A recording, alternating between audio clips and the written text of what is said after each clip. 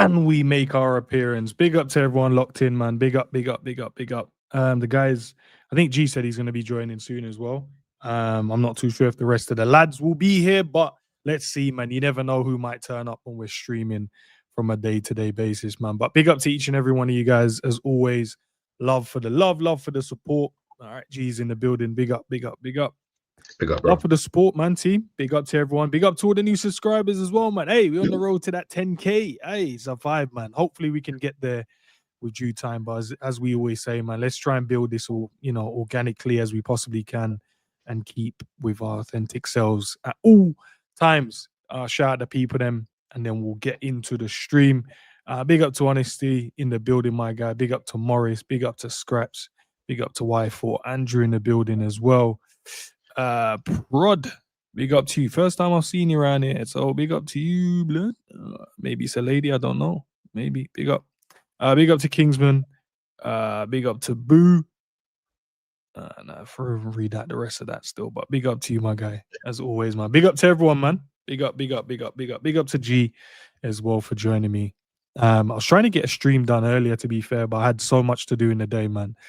And finally, I've been able to sit down, schedule something, look around, see what's going on, any topics to kind of bring to the people and discuss it. So I've got a few topics, guys, so we're not going to be here for ages. So let's, sit back, relax, get interactive, do all that great stuff. But before we get going, man, there's 43 of us in the building. I'd appreciate if you all could just smash the like button. And then halfway through the show, if you dislike it, then put a dislike. Either way. But big up to G. How are you first and foremost, my bro? How was your day? Before we get into it. Yeah, but listen, it was my birthday on Friday, so happy belated birthday, bro. Nah, much love, man. Thanks for not like sharing and that, but it's fine. You know what I mean? Let us know at least, then we could. I didn't want to make a big deal. Listen, it's done. We're finished. We're a year older. Nah, it's not good enough, G. It's not good enough, bro. It's not good enough. That's not good enough. That's definitely. I apologize that I didn't share that it was my birthday. Could have said, "Nah, man, my birthday's coming up." I promise you, I will. I will definitely say it, so because I want you guys to tell me happy birthday. So, and I will, and I will. I will 100% do that. But as I said, listen, all jokes aside, man, it was it was calm, man. It was calm. Sunday, man, it feels weird. It feels weird, man. There's no football on. Like Premier League, okay, fair enough, guys. Happy birthday would have just been fine. I don't need the big 50. I'm not there yet. Got a while to go. But like when there's no football on a Sunday, you really do see the conversations really come out. And it's been interesting. It's been interesting. But other than that, I'm blessed, man. What about you? How you been? As I said, man, just busy day, but feeling good, bro. Do you know what I did today, right? So team, sit down, relax, hear me out. I did a bit of meditation today, but you know what I did? The Avatar one. I'll send it to you. It's mad. Okay. Opening up the 7 chakras. And don't laugh at Savage ain't here, which is good. Because he had already started getting on to me.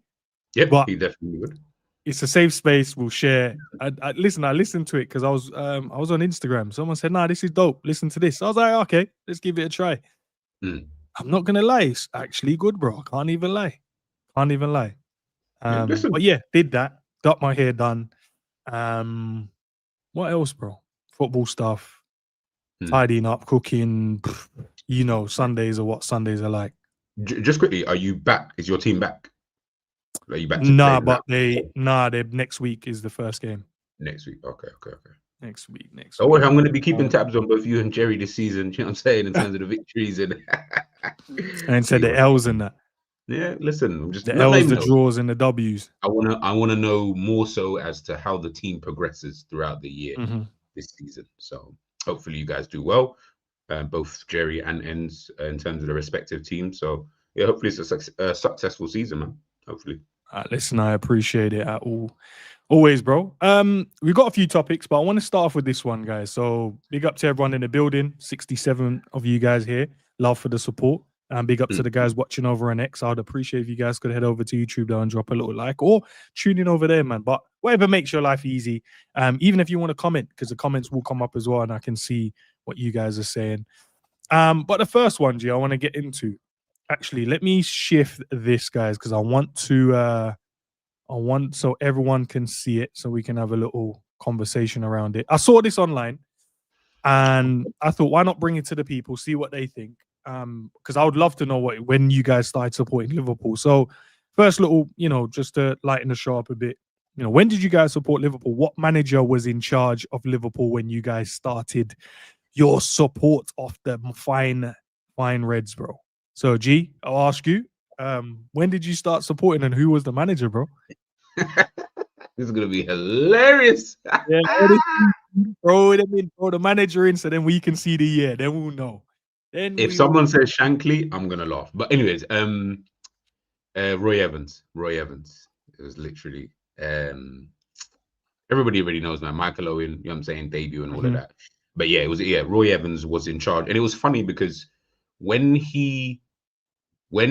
I remember seeing him, like knowing, oh, that's the Liverpool manager. I remember Gerard Houllier always sitting next to him. Like they just always happen to be like, or he happened to just always be close to him. So that was kind of like my era. So yeah, Roy Evans, 1990, I'll say 1998. I'll say 98 is probably when I really started supporting Liverpool and stuff like that. I'll tell you mine in a second, but Anfield Road said as soon as 93. Steve, why? Listen, well, I'm asking when you guys, this is what I'm saying, G. I'm asking when you guys, not when you guys, when did you guys start supporting the mighty Reds, bro? Benitez from Honesty. See what I'm saying? I don't know, man. Mr. London said Evans, fair enough. See what I'm saying, bro. Houllier, Dalglish, big up, man. Big up. Who else? Houllier is there as well. Houllier, exactly, G. 97. Nice, man. Mine was Houllier, bro. That's when I started supporting Liverpool. That's when, like ages ago now, isn't it? Really, but yeah, that was the time when. I've been able to witness. Obviously, I didn't get to see the glory days, as many of you would like to say I did witness. I did not. So I've never witnessed that. But that's when I started supporting Liverpool when he was in charge, and really understanding football, seeing what it's about, and seeing those managers now. Looking at the managers like the Benitez after that, Roy Evans and then man there. Dalglish coming in and stuff like that, Rodgers and obviously Klopp, and we now got Arne. But yeah, man, just looking at the style of football that we went throughout all them years, like it felt like everyone was different in their own way. Yeah, like everyone was mad. Like Houllier was more around, he gave everyone the opportunity. He wanted to play football. He wanted to play that free flowing style, but also tried to keep the imprint of what Liverpool was about. Benitez came in and was like, nah, listen, we gotta be more tactical. We got to make sure, you guys have to understand the game from a higher level instead of just putting the ball out there and trying to score goals. Yeah. And then Roy, I always felt like Roy was, I don't want to sound disrespectful, but if we're just talking from our era, of all the other managers, there's probably 3 on there that I would have said, like he was just like, I don't know what manager I could use in today's day and age to really describe him, but I don't think he would be landing a Liverpool gig in today's day and age, if that kind of makes sense. But that's no disrespect to him, because obviously what he made to the football club and stuff like that. So yeah. Nice. And then obviously we got he came in and decided to buy every talented, you want to say, or close to being talented English player. He wanted Henderson, he wanted to get down, and he wanted to get Carroll. He just went in and started just buying and just got players in for the sake of getting players in. And then Rodgers came in and said, now I'm shifting it to a diamond, and we're going with the Suarez and the Sturridge and all these, man. And then obviously Klopp, we understand Klopp what he did with our team turned us into the machine that we witnessed for many years. And then Arne Slot, go on, bro. I want to ask you a question. Of course. Which manager would you say was, when you were in your prime as a football player, which manager did Liverpool have at that time from this list? Benitez. Okay, fair. So from that point, I think that's when I was built. That's when I was like, Okay. Mine's the same. Yeah. It makes sense because like we're near the same age. So yeah. Makes sense. Yeah, many of you guys try and not say that. But yes, we're very close in age.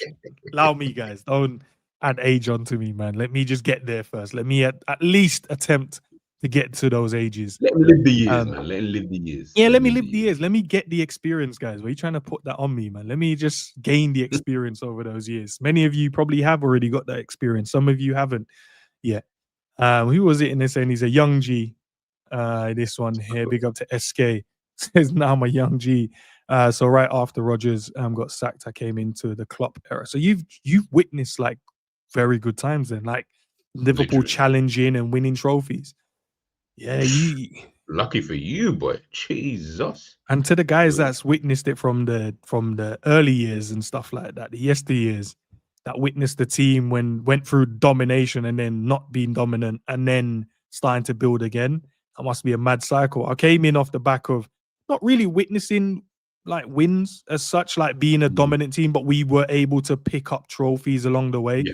Like you met Liverpool on a good day, we would win a game of football. But there was more days that we didn't. There was more days that, it was just top 4. We're racing for that. And even though we were a good team, but we never stood a chance of really winning. Yeah, like we just knew Champions League, Liverpool was different. Yeah. When did that narrative change? Was it after we won the league? Because you remember at one point it was like, do you know what?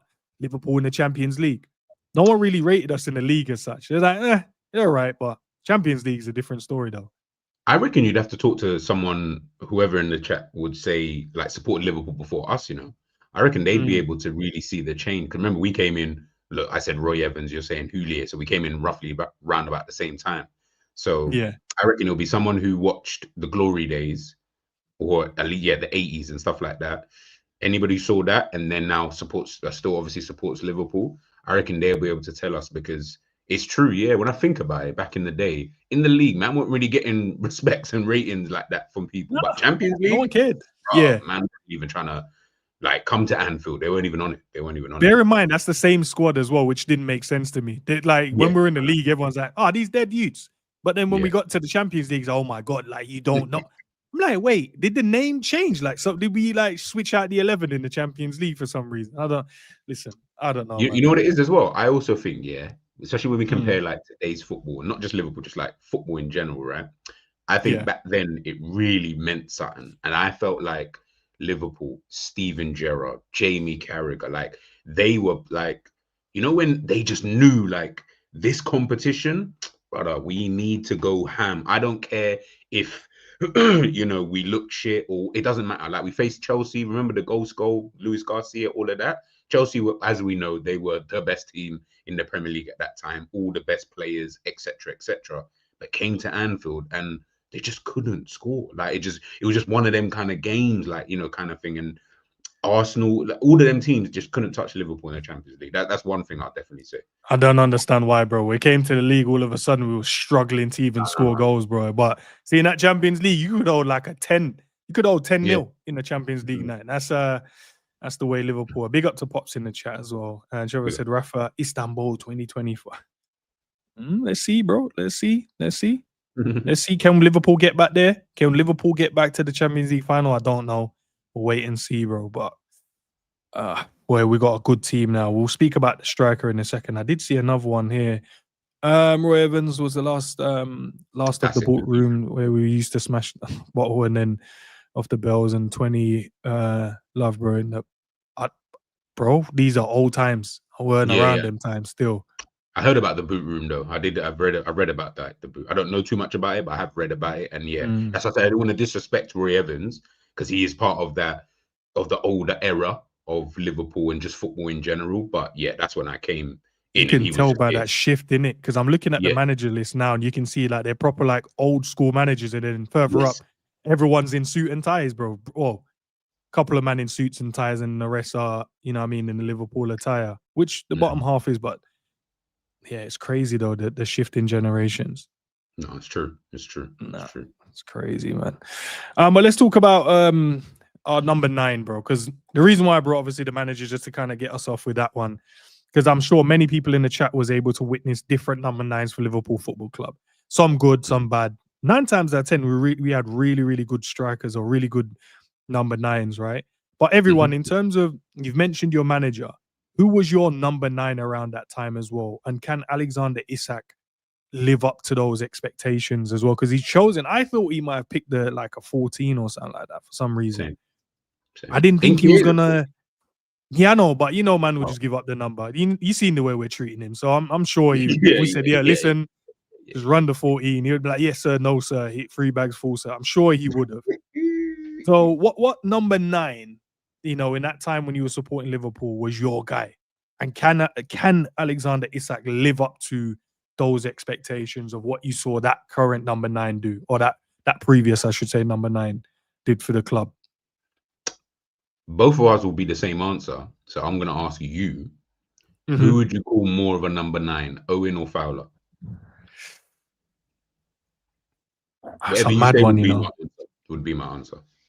I don't, because I think both of them could have played as a second striker. Owen did technically with Heskey at points. And Fowler could do the 9 on his own, and he could be like someone that just pivoted off the striker as well. Who would be your... I'd probably lean into, I want to say Owen. I want to lean into Owen, but to be fair, Fowler was probably that guy, because you just gave him it and the ball's in the back of the net, where I feel like Owen probably just did a bit. Oh no, we had some bad boys, man.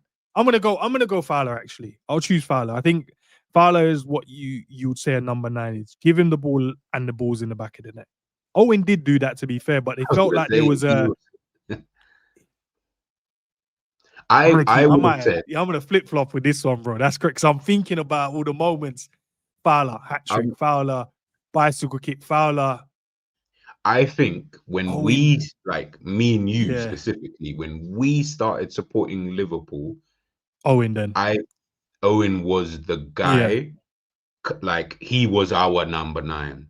I don't think we actually even got to really see the best of Robbie Fowler, because I felt like that was like 2 seasons prior, like in terms of the season, maybe like Owen came through, and then maybe the season before that, well, I would say Robbie Fowler obviously was doing his thing, scoring all these, like, all these goals. And then when Owen came, I felt like it was more about Owen, because he was 18 or 17, 18, coming through academy, the level that he hit, he went above, for me, what Robbie Fowler could ever bring to like Liverpool. But Fowler was a bad boy as well, so it's difficult. But I would say Owen. Do you know what? Big up to Pops. He said Rush. I wish I could have watched him like play. There was one. I've watched loads of highlights of Ian Rush, by the way. But there was one I remember when I was playing. What was the team? It was not in Luton. It's close to like West London. I can't remember the name of them. But there was one guy in that team, bro, and I promise, after like watching loads of videos, and I'm like, nah, this brother, Ian Rush, is mental. Like, I could see why he scored that many goals. Like, he just looked on. Then being able to see someone in real life, But what I mean, I'm not gonna say is Ian Rush, but just stylistically, the way he ran, I was like, did this brother, like, is his dad like some Ian Rush fanboy? And then he just like tailored his son and said, no, you got, like, the way he ran, the way he took his chances. I'm like, nah.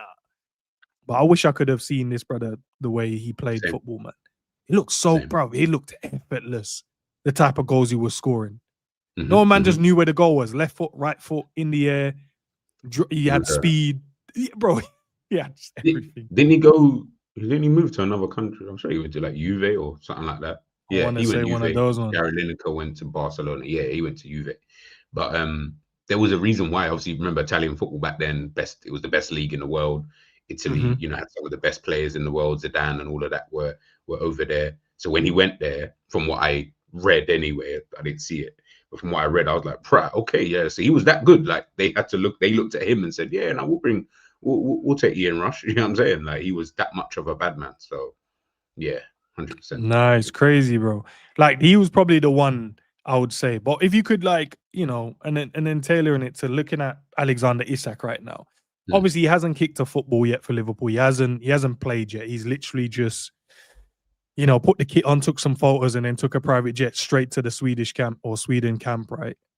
But looking at like the Torres, Fowlers, Owens that we've had in the past, within even Bobby Firmino, Rush, the type of goals, the type of moments these guys created for Liverpool, even like Cisse, I would say as well, when he came in. I didn't mind Cisse when he was here, Yeah, man. same. Scored some really good goals as well. I don't feel like he gets enough love. Like, he feels like he's just a man in the past. Like, we had him like back when we had Rush. That's how it feels at times. It's like, no, we had him in modern time.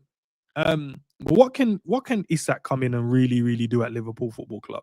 Because he has to score goals, obviously. He has to hit the ground running, in my opinion, especially the way the football community works now, in terms of, you don't score, you're going to get critiques and stuff like that. Type of money he's coming for as well, the most expensive, we'd say, in the Premier League. I think it is now. He's the most expensive signing in the Premier League. Yes, but yeah, like, he has to come in and really, really hit the ground running for Liverpool Football Club. So what do you think the expectation is now, looking back at all those nines we had? I think with the way that Liverpool are potentially going to play, I think the goals is where we're going to really judge him, if I'm being totally honest with you, because I don't think he comes into this as a Firmino player where you're like, when Firmino came, I'll keep it a buck, I was like, who, first of all, and then secondly, I was like, I'm not really expecting anything from you, like, in terms of, if you do good, great. If you don't, then, I mean, we bought Benteke, so I was more concerned with Benteke doing well, because he was a goal scorer, you know, scoring bare goals for Villa and that. So I think, yeah, he's going to have to come in, and it's going to be about it's going to probably be like a Fernando Torres. Like, you're going to have to come in and have that type of impact. And I think if you do, you'll be fine. I mean, Torres scored how many goals in his first season? If he does that, I think, yeah, that's a good, like, return, isn't it? Like, I can't see why that would be 23, 4, 5 goals, whatever he got in his first season. So, yeah, do that. You'll be fine. You'll be fine. Yeah, he has to kind of come in and hit the ground running, especially with the added pressure of Ekitike starting the way he started as well. You know, Exactly. normally when you come in and you're like, well, they needed me, but then you come in and they were like, well, technically we didn't need you, because we had another striker that was doing what he was doing. We just needed to have more attackers, because we were just light in those areas. And obviously you were the main target we wanted, but we didn't expect this second target we wanted to come in and hit the ground running as quickly as he has as well.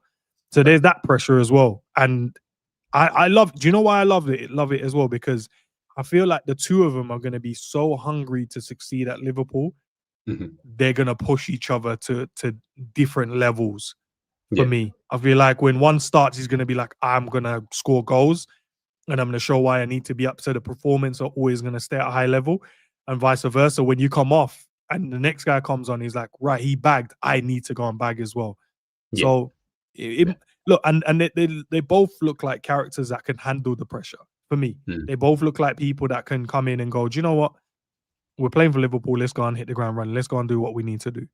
So I think it also helps as well. Remember, we got one thing maybe I underestimate more than anything is every team, like the best teams you've ever seen in the world, they always need leaders. And I feel like Liverpool have got that, especially in like Van Dijk more so. Like, you've got that person who, I'm not saying he still can't like relate to some of the guys who are younger than him, because obviously he can. Clearly, they're all professionals anyway, and they all understand like, this guy is a bad boy. Like, you know what I'm saying? Like, we know we're getting a good striker. But someone like Van Dijk and Liverpool, one thing I've always praised them for is our environment isn't toxic. It's not bad. Like, we don't have the Man United have had excellent players in the since Fergie retired. Di Maria, Schweinsteiger, Falcao, Ibrahimovic, Pogba, some of the best players I've ever seen. But you see that environment, it stinks like hell. Stinks, yeah. It's probably, in my opinion, it's the worst environment in the Premier League. And I'm including teams that get relegated. I think Man United's environment is worse than that. Do you get what I'm saying? So when Liverpool, for me, I can't say categorically, but to me, we have the best environment. Because I just think you never hear stories about like Liverpool players and, oh, this is going on in their off-field life and blah, blah, blah, right? We're so quiet off the pitch. The only person who actually talks is Salah. He's the one who's always yapping his mouth every 2 seconds, this.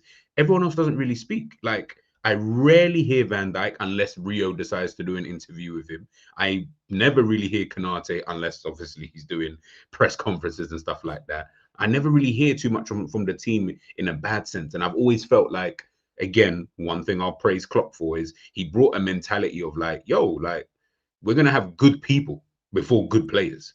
That has to be the first that I need to have. I need to have good people before I have the good players.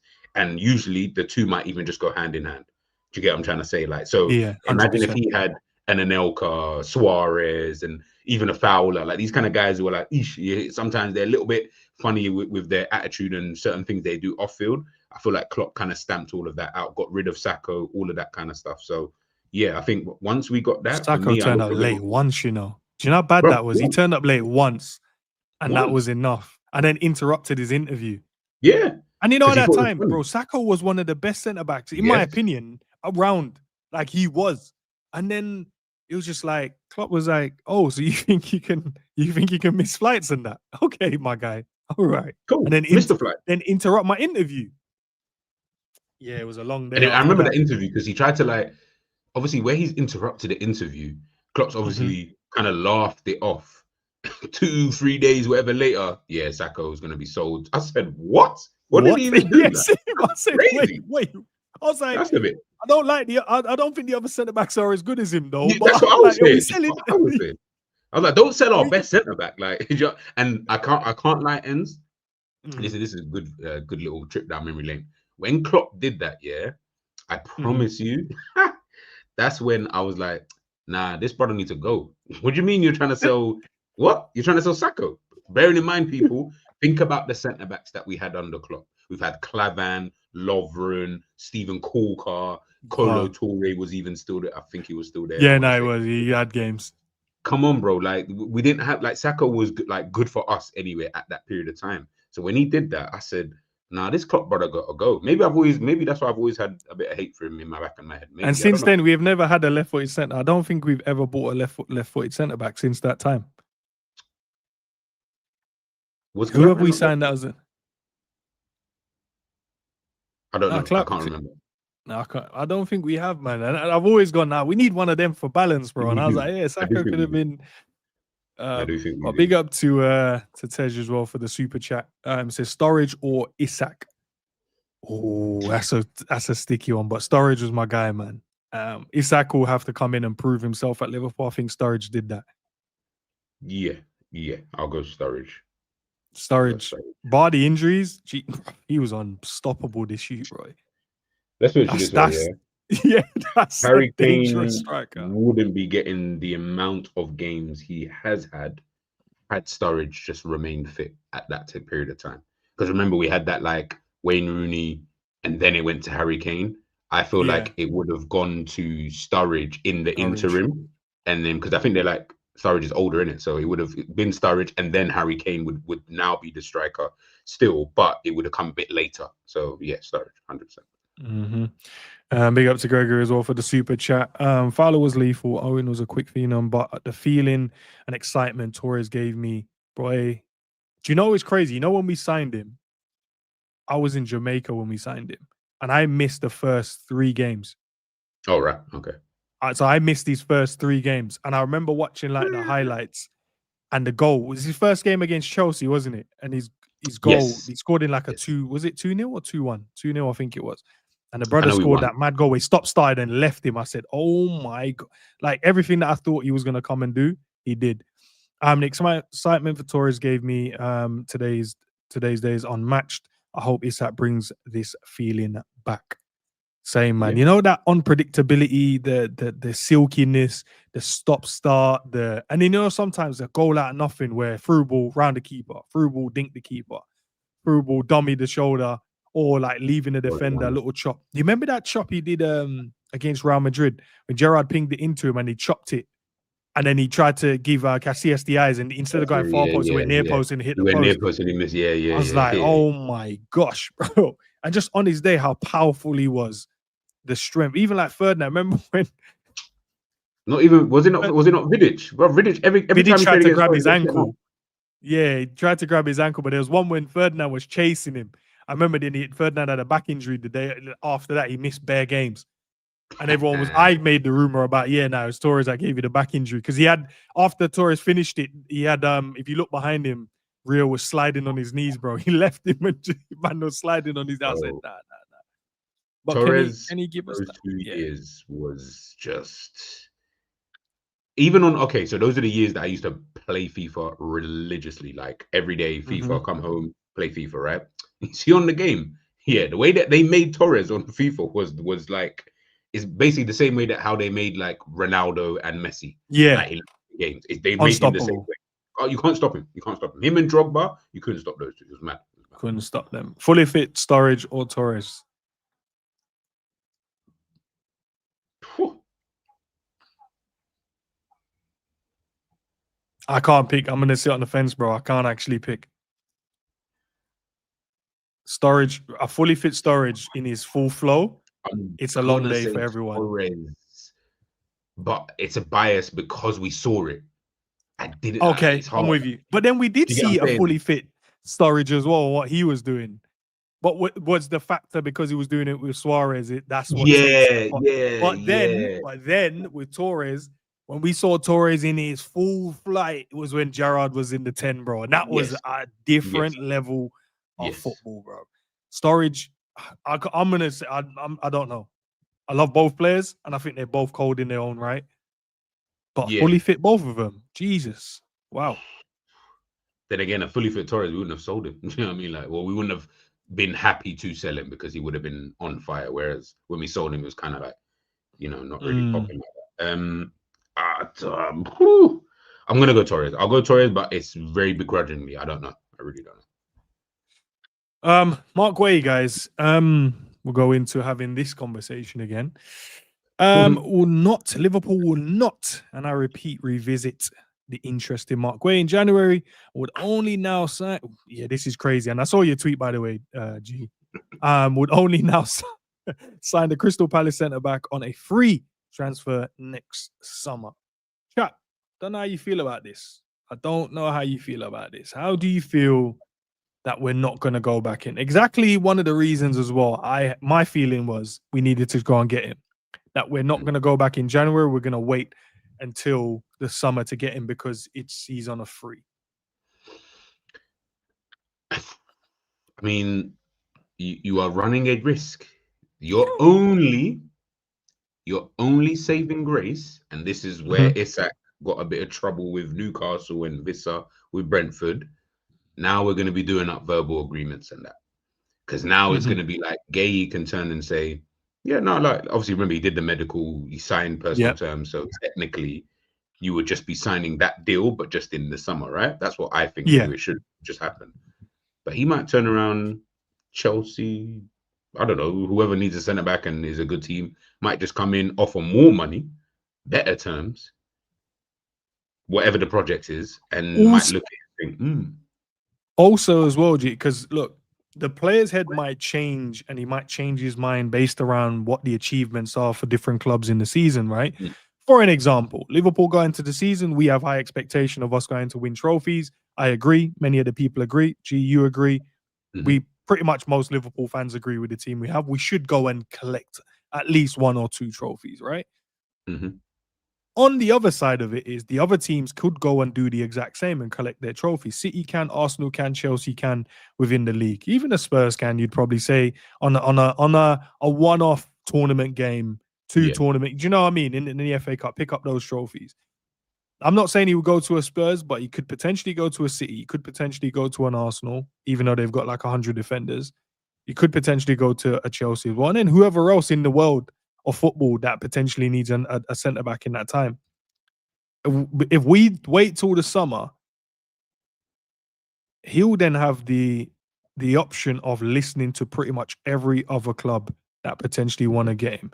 In between that as well, say those clubs are more successful within that season of Liverpool, the project for him might go, ooh, this might be an intriguing project.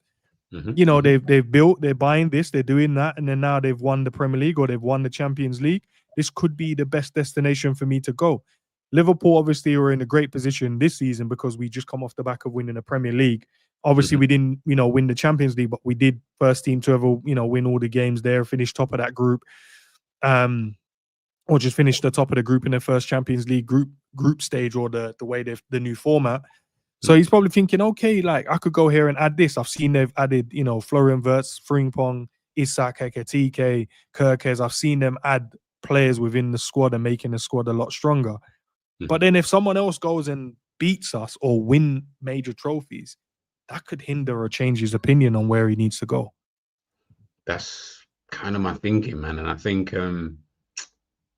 he's on a free. I mean, it's a World Cup year. Guehi seems like the type of person, yeah. If he doesn't just go to Liverpool straight away once the season is done, I feel like he would wait until after the World Cup to make that choice. Like, I feel like he'd be so focused on the World Cup and, making sure he's good for England and stuff like that. Yeah, He seems like that type of person. Like, obviously he'll be having conversations in the background with his agent and blah, blah, blah. But I feel correct. like Yeah, he'd start the negotiations and maybe say, okay, I'm joining XYZ after the World Cup once it's been confirmed as to, what's going on. He just seems like that type of person who's just, listen, I'm just concentrating on what I'm doing here. Like, that will sort itself out. He knows he's going to be in demand. He's not a silly guy. So he's got the pick of, I think, all of the top clubs in Europe at this moment in time. So yeah, I think Liverpool, you're playing a dangerous game. Like I said, Guehi does seem like a good guy, and he seems like a person who won't go back on his word. But nothing's in contract, nothing's written down. You don't want to do an Isak, and now he's saying, "Bro, I didn't." I ain't got no contract with you. I mean, so yeah, Liverpool are playing dangerous. They're playing very, very dangerous. yeah. So Enzi could also shore up his position that we needed him, and if he was there, he would have won. Could True. do. Yeah. As I said, he could work in a positive way, and he could also work in a negative way. What I want to do is trying to kind of look at both sides of it, just in case, whatever happens, to kind of see where we feel in terms of the fan base as well. Because the positive side is he waits and we go and win everything, and he comes in and he's like, oh my days, this is a great club. January comes around the corner, we're in a fantastic position, 10 points clear at the top of the table in the knockout stage of the Champions League, semi-finals, or semi-finals of a League Cup, and then we're going into the first rounds of or third round of the FA Cup. So it could come in and we're in a fantastic position, or it could come in and we're just like, yeah, he's like, I don't know, Chelsea looks a bit more, appealing at the moment because they're further ahead. They're there wherever they need to be. They're in this, they're in that, they're in this, they're in that. So look, it's going to be interesting when it comes down to it as well. And obviously from this one, from here, from anything at Liverpool again. So other clubs are believed to be ready to rival Liverpool for Marc Guehi's signature, and have been given permission to meet with the player. So we've done all the hard work. The problem is now we've done the hard work, and now we've seen the outlay of how to sign him, 35 million, which will probably drop. So other clubs are like, okay, at least maximum we could go in 35, low end probably 25, just to get him in early. Okay, what was his contract? I'm sure his agent will be like, oh, this is what Liverpool offers us. They'll be like, okay, we'll double it then. Do you know, that's random things to entice the player to change his mind about where he wants to go. No, fact, So it'll be very, very interesting to see what happens. It's funny though. It is funny because it's like I don't know what Enz is going to put up next, so I don't know what he's going to talk about next. But it's just funny because of the way that people are perceiving Guehi and stuff like that. But you're right in terms of what you said about, in terms of like the other clubs. But listen, I do feel like Liverpool. I feel like he will come to Liverpool anyway. I do feel like he would end up coming here because also as well, what's a very I don't know what the word I'm looking for is, but what's a very intriguing or exciting prospect, for new centre backs. Remember, they know that Van Dijk ain't going to be here for that much longer. So certain other top centre backs, as well as Guehi, but other like maybe better centre backs might also be, just on the periphery, just saying, yo, is Virgil still playing? All right, cool, I'll chill. And then, like, you keep peeking your head out to see if your mum's ready or finished with the cooking yet, so you can go and steal 1-2 meat from the pot on that. Yeah. I feel like a couple centre backs might be doing the same thing come the summer, because Virgil will only have a year left. We don't know what that looks. Obviously, I feel like he can continue for like 5, but you just never know. You never know. Yes. Like Ali Hayes says here, like a Bastoni as well. That's intriguing to see. Could a player like him come in as well? But let's see, man. Let's see. It'll be interesting, guys. It'll be very, very interesting. Konate, the other side, the other centre back. I saw your tweet again, or retweet, I should say. Was those quotes real from Konate saying, "Yeah, Kylian Mbappe calls him every 2 hours"? Obviously, he was joking. That's what what the quote said. He calls him every 2 hours to try and convince him to join Real Madrid. As Paul Joyce is saying, man, his future still remains uncertain, man. And this is one of the things I thought we needed to kind of discuss and change. Look, we knew Real Madrid were gonna be interested in him. He's a free. He's one of the top centre backs around in the world currently as it stands, whether people agree or disagree. A club like Real Madrid does not come after you if you're not good enough. Top clubs around the world does not come after you if you're not good enough. Obviously, everyone's shares their opinion on the player, whether they think he's good, whether they don't think he's good, where they think he's in the pecking order. Which, listen, that's your opinion, and your opinion could be valid to yourself. But I look at what the clubs are thinking, and if the top clubs around the world is going after him, there is a reason. And that's why we need to keep this brother at all costs at our team. Look, can we go out there and get other defenders? There's other top defenders around, but none with the experience he has already within the team, in a settled environment, within the squad. You know what he's going to bring you. You know what he's going to offer you. And he's getting older, which means he'll get better as he gets older. He's still a very young centre-back. Still obviously primed to making these little silly mistakes. But I think it's just the naivety at times in his work, when sometimes he thinks it's too easy, and then he just, you know what I mean, bigger, stronger, faster than most of the strikers he comes up against from time to time. So I think when you just overcompensate sometimes, like, I'm too good today. I'm too good. This guy ain't gonna. And then you realize, he's a bit more tricky. But by then you fouled a couple of times. Now you're in a yellow card. Now you got to watch the way you play within that game. But if we want to, take our, eyes back to the Arsenal game, that's the Ibrahim Konate. He was so solid in that game. Didn't give one of the best strikers, or people rate him as one of the best strikers in the world, Victor Gyökeres, didn't give him an inch within the game. So, yeah, it is what it is, man. It is weird. What do we do here, bro? Because I don't want to lose him, but I get it. If we lose him and he wants to leave, then down to him. Do what you must. But, boy, I don't want to lose him. I'm with you. I feel like, listen, I joke. I'm not a joke. I'm being deadly serious when I say about Konate in the bozo moments. I won't lie about that. But, I mean,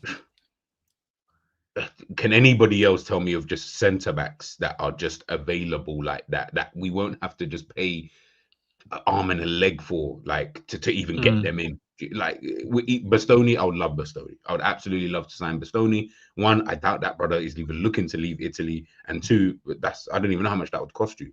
Unless Inter Milan are going through financial problems, then he's going to cost you a pretty penny, and I don't think he wants to leave. So now we're going down the kind of list, and it's like I was joking with my friends the other day about, we was rating other players, right?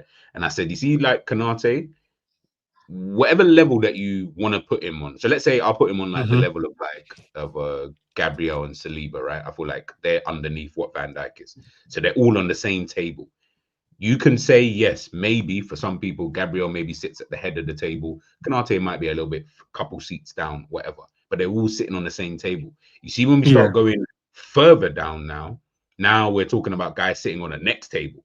Like, I'm talking the table that's like next to the bin and that. Like, there, it's like, I don't really want to be over there. And I'm thinking, there's not that many top centre backs. Now you're going to have to actually find a centre back that just does what you want him to do. So it might not even be the better centre back, but you might find, I don't know, just like when Edison signed for Manchester City, he wasn't even in a top 5 conversation of best goalkeeper. Even, I don't think he was even in the top 10 of like the best goalkeepers around, but he could do what Pep Guardiola wanted him to do, which is ball out, play football, blah, blah, blah. I feel like that's what you're going to end up having to do if Konate was to leave.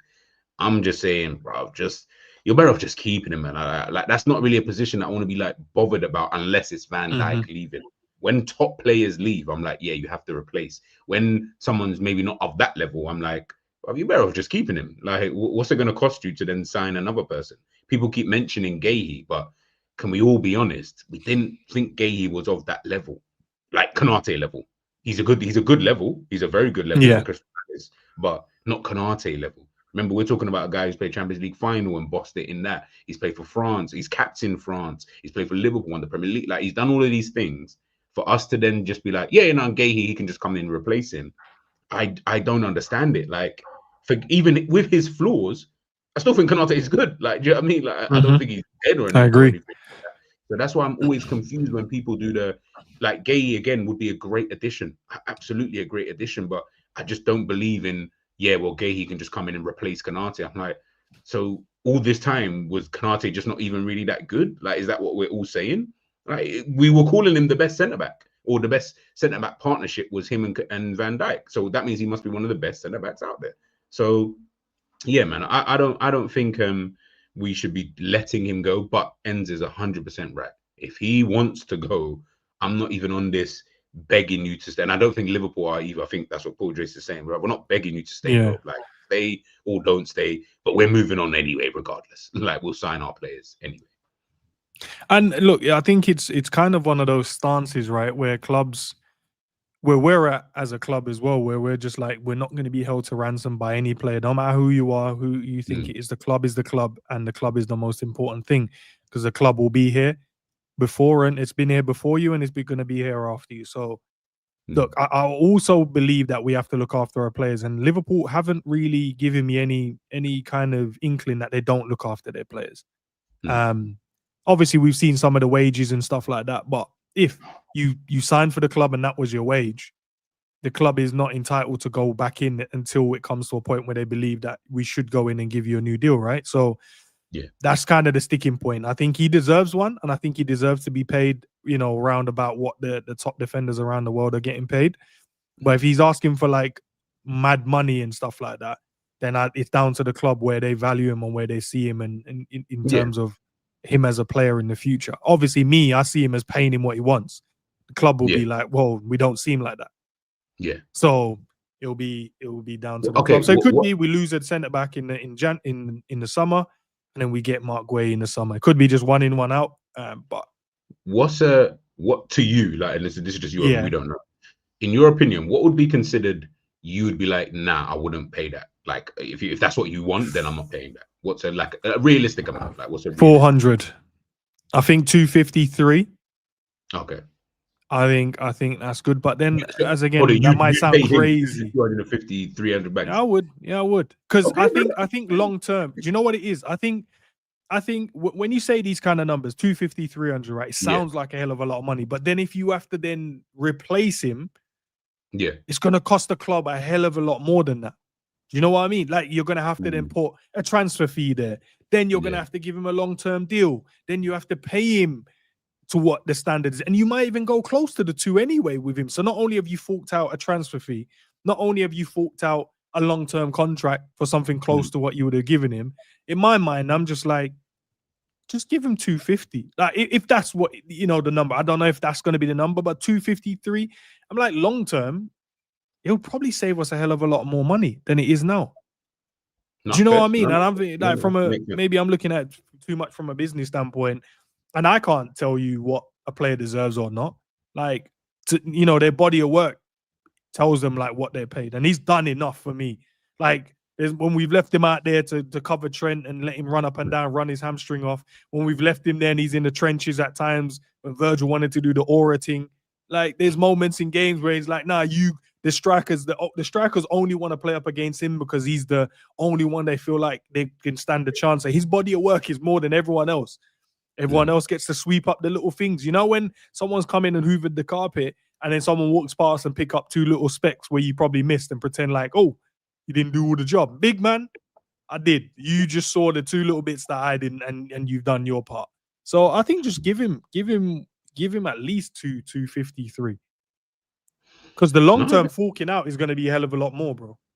Yeah, no. The thing is that the long-term when you put it like that, yeah, you do make sense. But I know that, unfortunately, everyone all they heard you say is 253.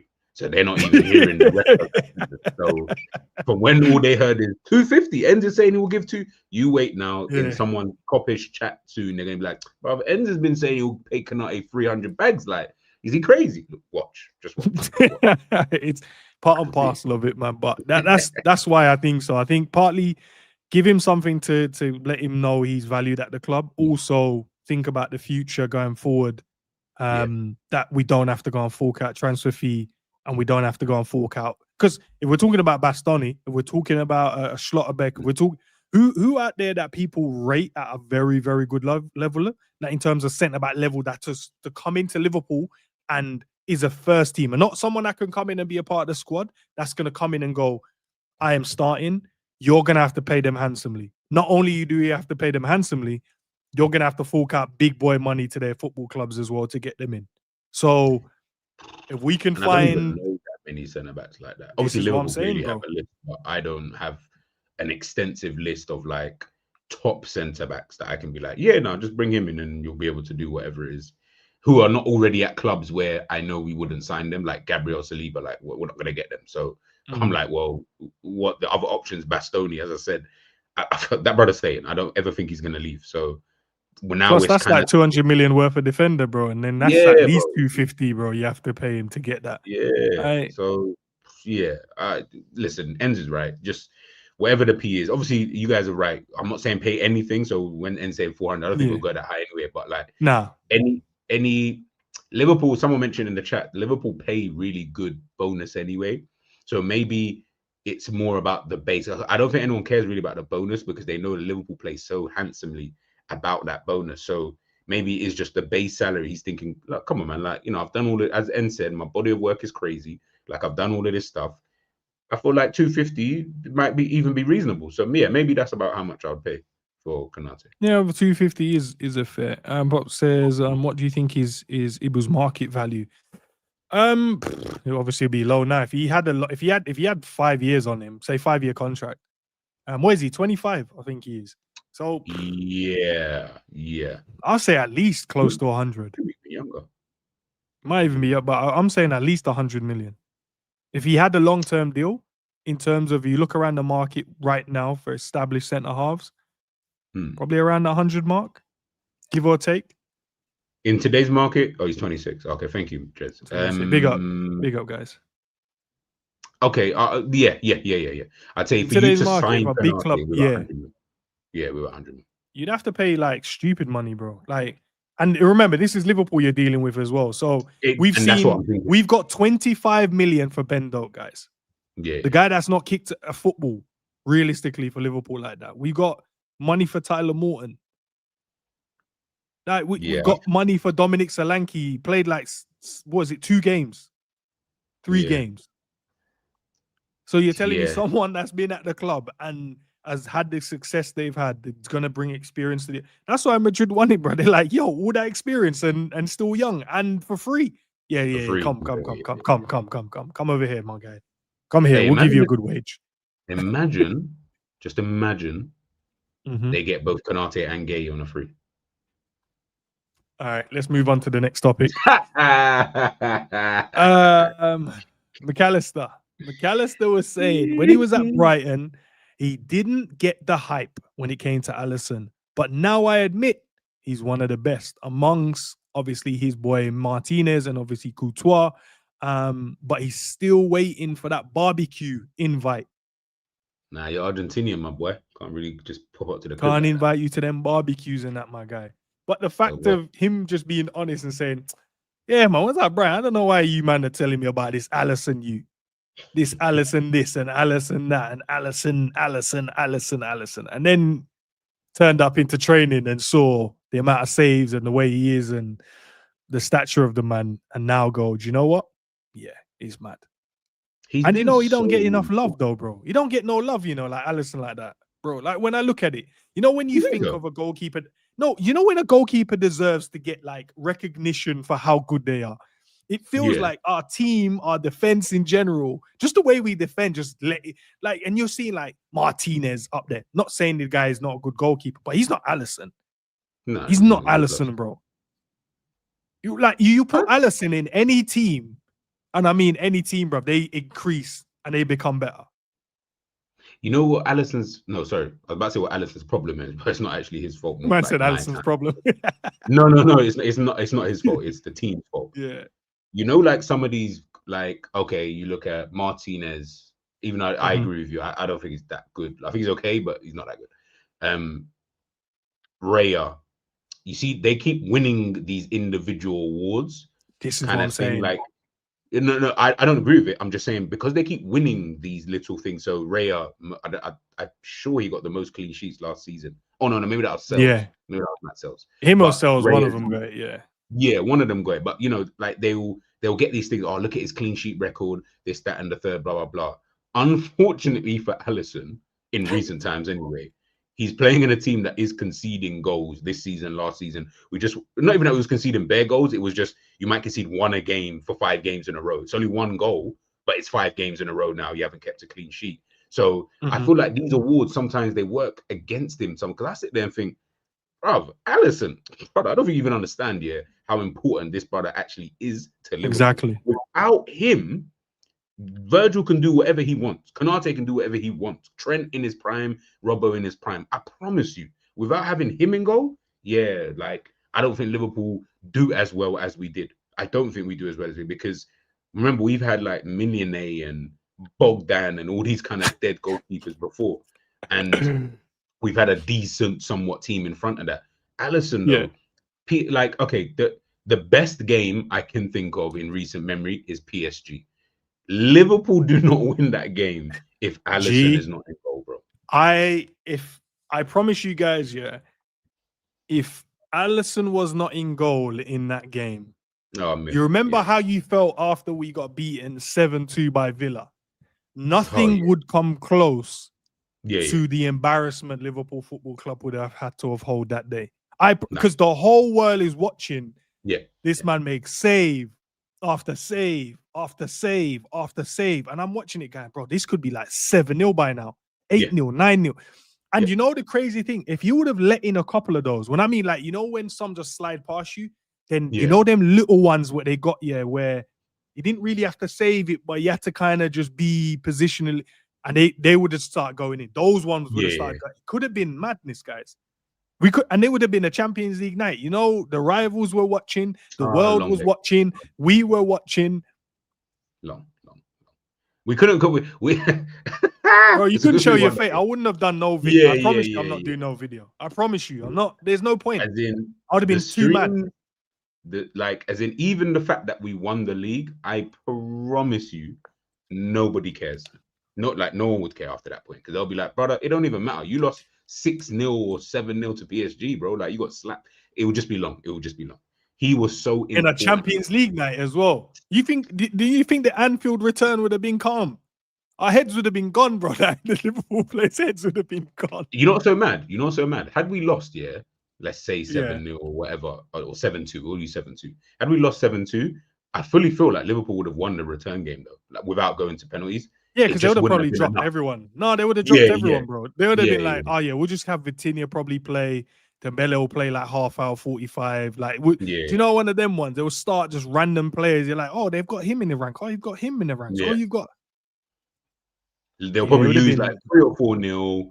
So it will look close. It will look close on the scoreline, but in reality, we already realistically no. The reason why is because they rested players. They're like, well, 7-2, 5 goals. If we need be, we got the star guns on the bench to bring them on to stop what. But it's jokes that McAllister said what he said, bro. And it's always like that. You know, sometimes when you're outside looking in, you're like, I'm playing that good.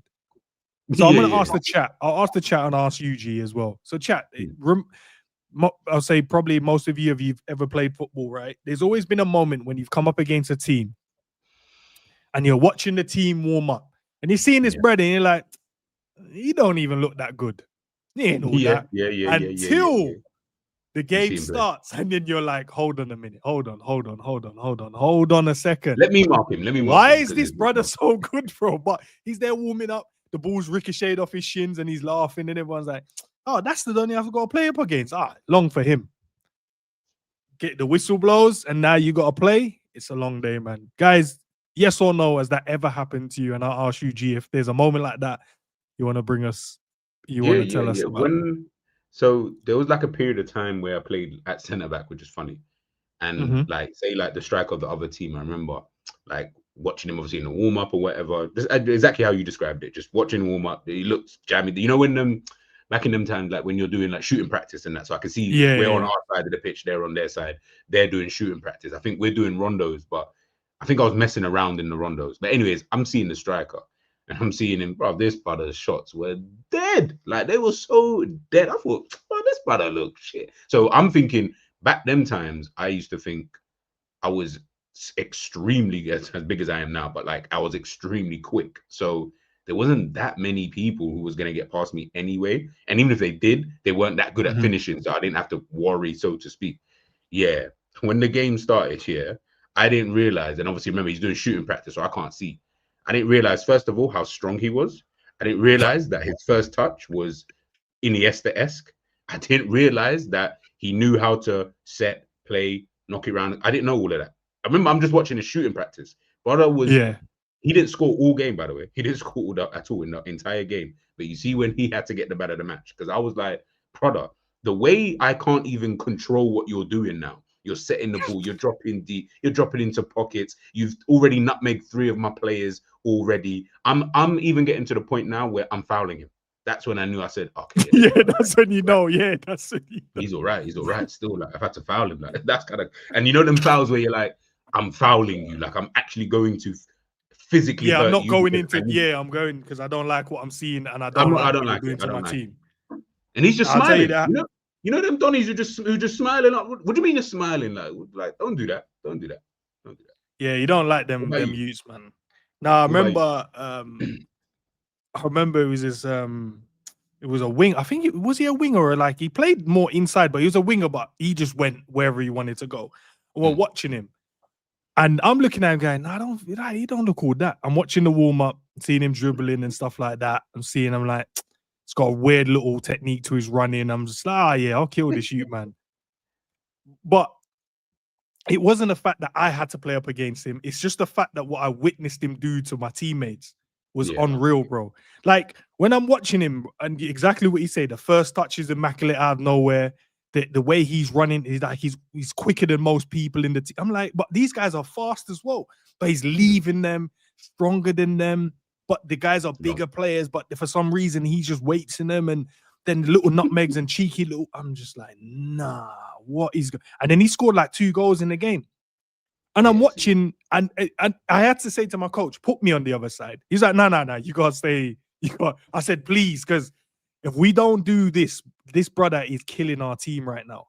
And he's just running around like, you know when someone's running around but effortlessly doing their jobs, just running around, touch pass, nutmeg, spray the pass, sprint pass, hold, spin, playing it. I'm just like, someone has to go and mark this brother because I don't like what I'm seeing, what's going on. And I'm looking at my teammates here, and I'm like, bro, how you make? It's like, bro, play up against him and you see.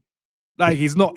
he's not. When they tell you now, you play there, you see how we. Yeah, you go there then, because I'm on the other side going, oh, you man, fix up, man.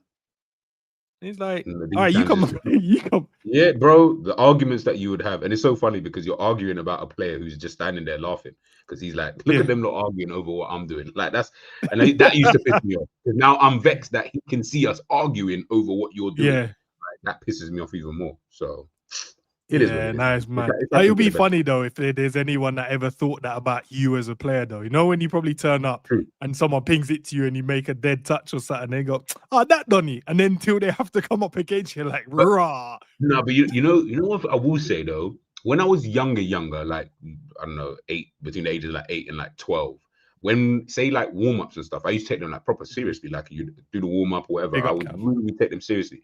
Maybe between the ages of like 12 to 16. That's when I stopped taking them seriously, like in terms of just warm-ups. It doesn't really matter where I was, what team, club, academy. I just never used to take them seriously. I just used to kind of mess around. And like, if we're doing the drills, I'm not really doing the drills. If it made us run, I definitely wasn't even trying to run because I used to say, I don't want to waste my energy now. And then I'm tired when the game starts and stuff. Like, I'll just kick into gear when the game kind of kicks off. I don't need time to get into it.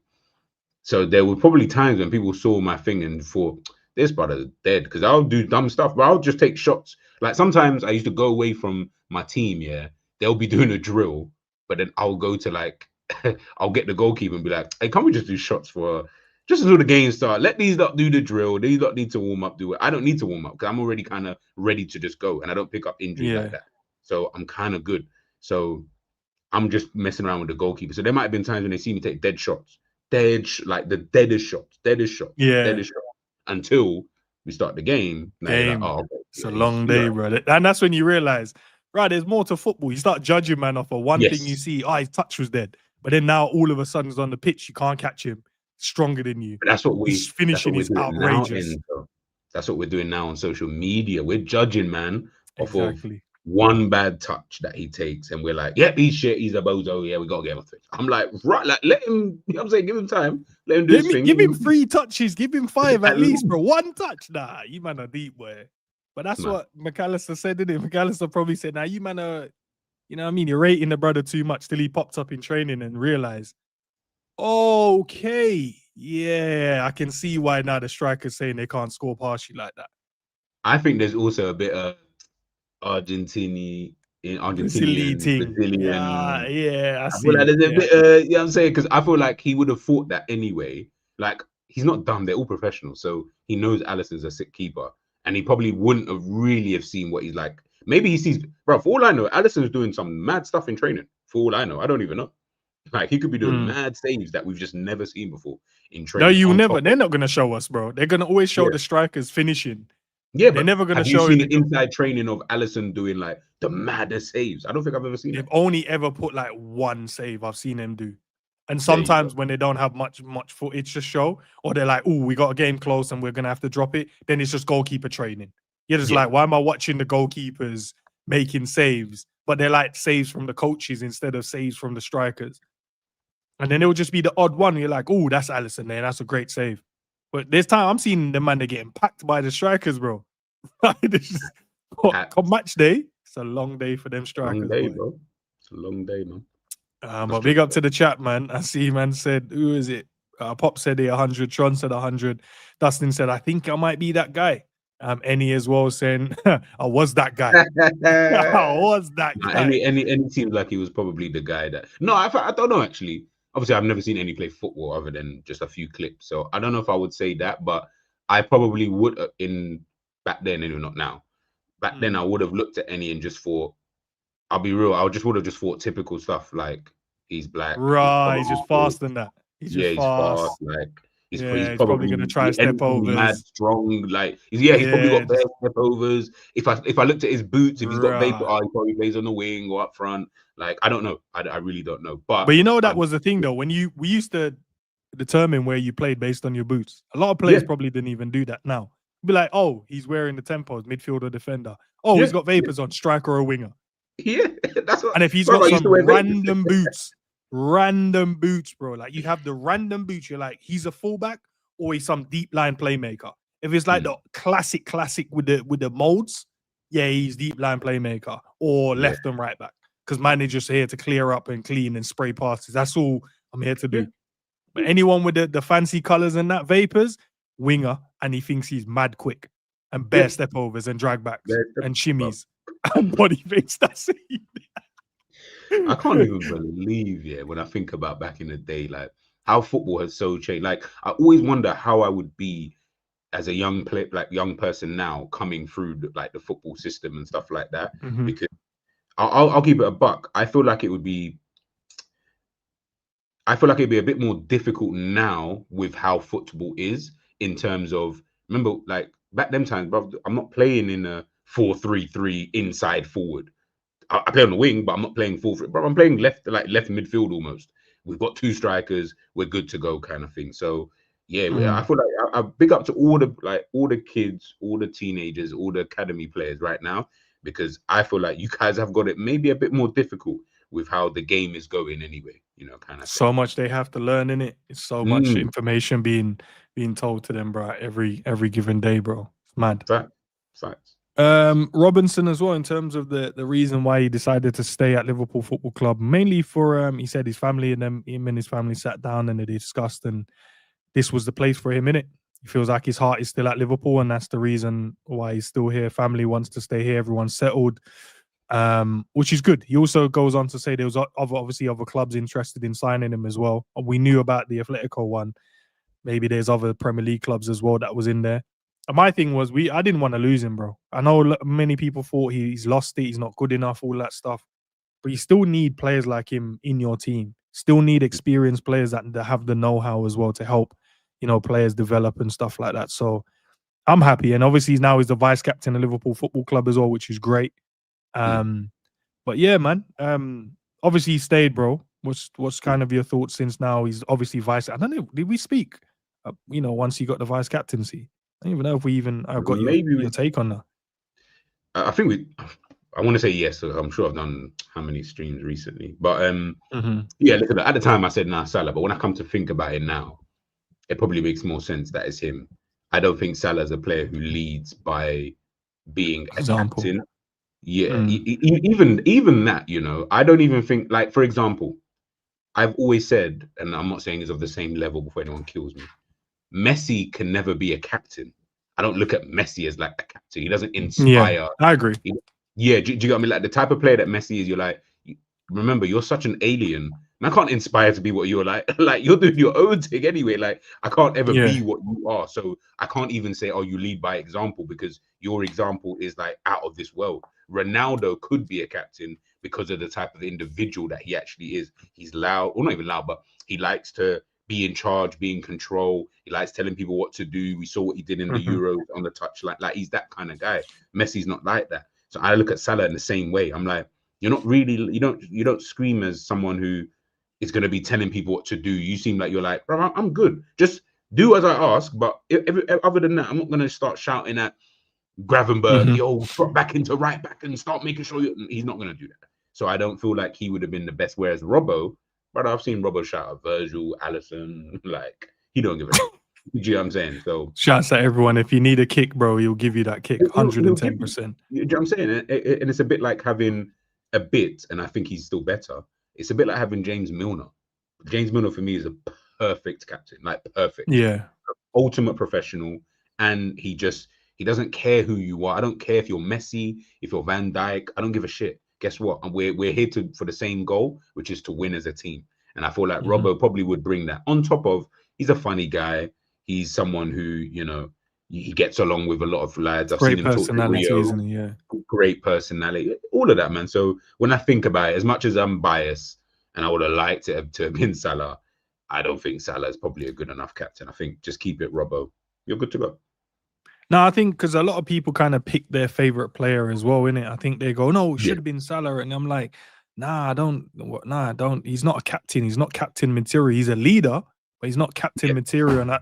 And a lot of people just think that, oh yeah, as long as you're, you know, one of the main players in the team, it means you should be captain. There's so much more to being a captain than a lot of people think about. And sometimes it's not even the best player in the team that's your captain. Sometimes it's not. Obviously it happens to be, you know, at times through Liverpool's time where they've made, like, you know, their best players or players that are really, really good players the captain. But sometimes you just find captains, they're just really good at organizing and really good at speaking to people, really good at getting the best out of others around them.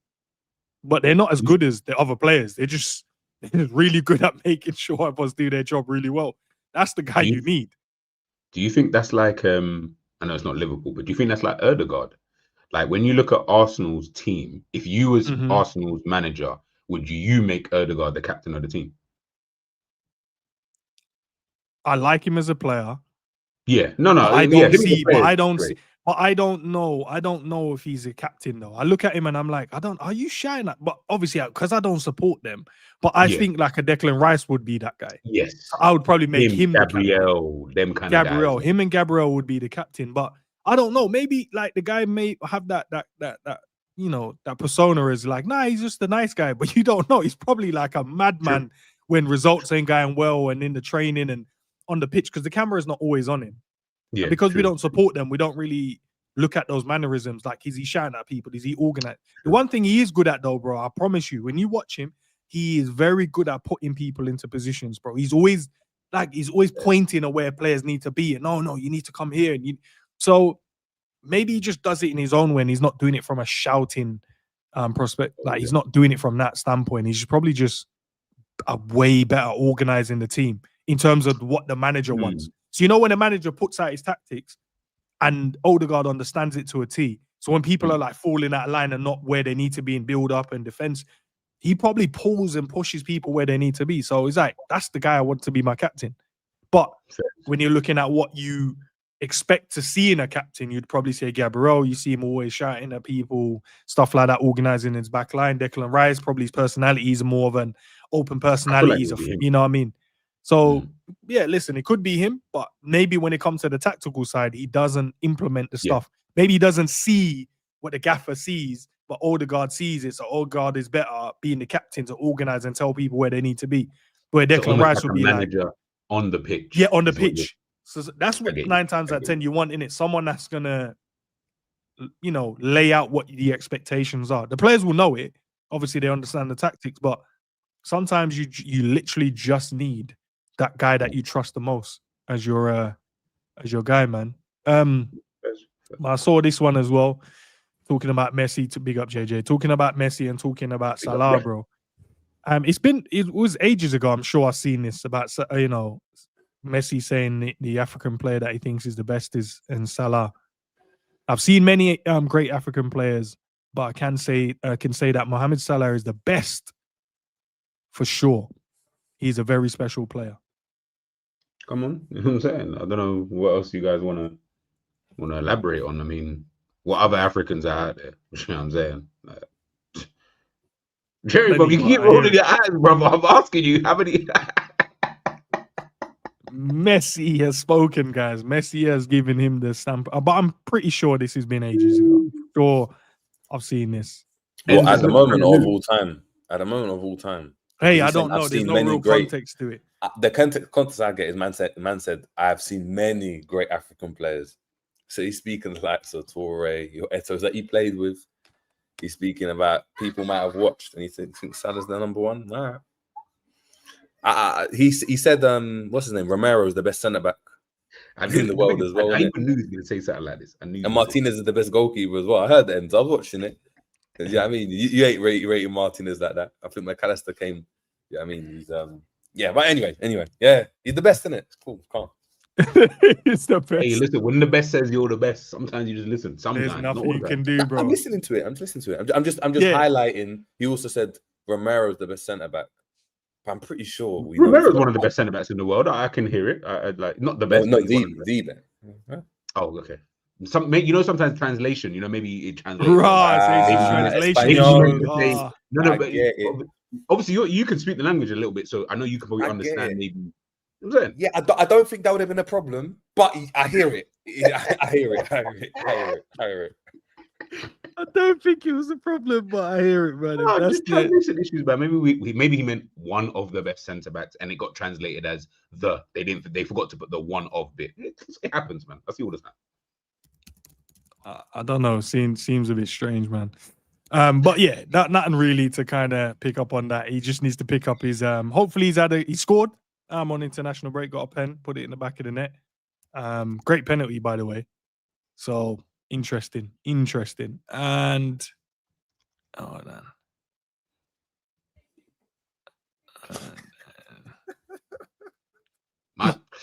Yeah.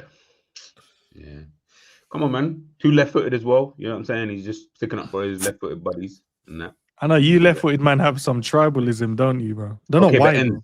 Because there's not that many of us. Like when you think about it, deep, how many left-footed players there even are like that you would consider? There's a lot more than what there used to be, though. To be fair. Yeah, no. There's more maybe, but like, how many of those are good? How many left-footed players would you say? Name your top 5 left-footed players right now, like of today's. They've all got a shot, though. They've all got a shot, though. They've all can yeah. shot with it. Left footers, I don't know any left footer that can't whack a shot. That's true. But who's your top 5 of today? Of today. That's what I'm saying. Like of today, obviously we can go back through the years, but I mean, of today, like Yamal's left foot. Yeah, he's number 1, you'd say. Rafinha will be up there with him. Rafinha's so them 2. Cool. So them 2. Is there any midfielders? Saka. I like Saka's left foot. Yeah, Saka's good. Okay. I like. You know who I like? Ruiz, bro, for Spain, PSG. Oh, Fabian Ruiz. Oh, yeah. I like him, bro. I think he's such a very good. He's a top player, bro. But Allister, Usman Dembele, Cole Palmer. Like, bruv, the left footed. The selection's nice, man. Now, bro. The selection's nice. All right, guys, calm down, guys. In the chat, just calm down in the chat. Used to be like just gigs in it back in the day, just like gigs and someone else. You just like that's it. I'm trying to think that even back in the day, who would have considered? There's always been Robin, flipping Van Persie, bruv. Damien Duff and them man there back in the day in the Prem. I like Damien Duff. Every left footer's it's like every left footer's got anyone that I know that's got a left foot, even if they're pants, right? They can always lick a shot. even like an Alberto Moreno, you could just lick a shot at Reese. I could just lick a shot. That is mad. I don't know what it is with the left footers. I don't know what it is. We worked Mahrez. really hard, Jerry, on our Mahrez is good. Oh, Mahrez is one of my favorite players. And then I saw this one from Indy before we wrap up.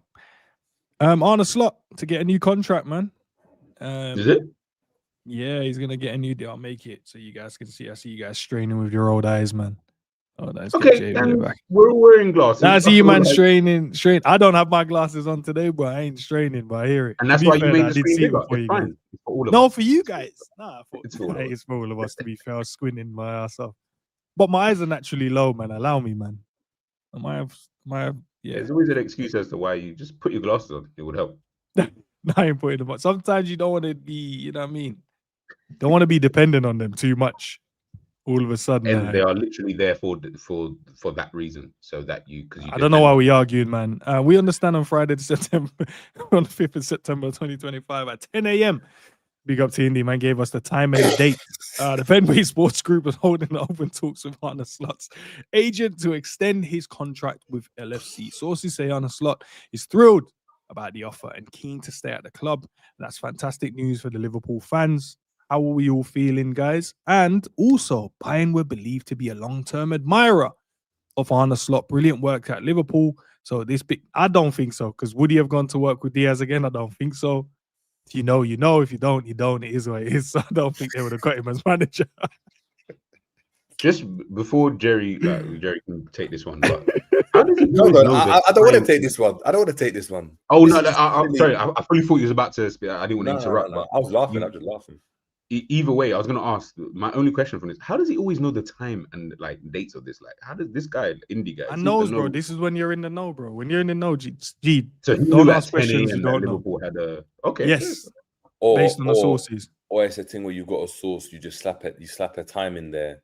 Who's gonna verify the time? The source ain't gonna come up and be like, no, we know it was 12, bro. Yeah, true. Yeah, it's true. You're not gonna say exposing himself, so it's just it is what, isn't it? It's 10. That's what we're running with. 10 a.m. bro. I'm gonna start. I'm gonna create a. I'm not even gonna say it so that because everyone will know. I'm just gonna do it.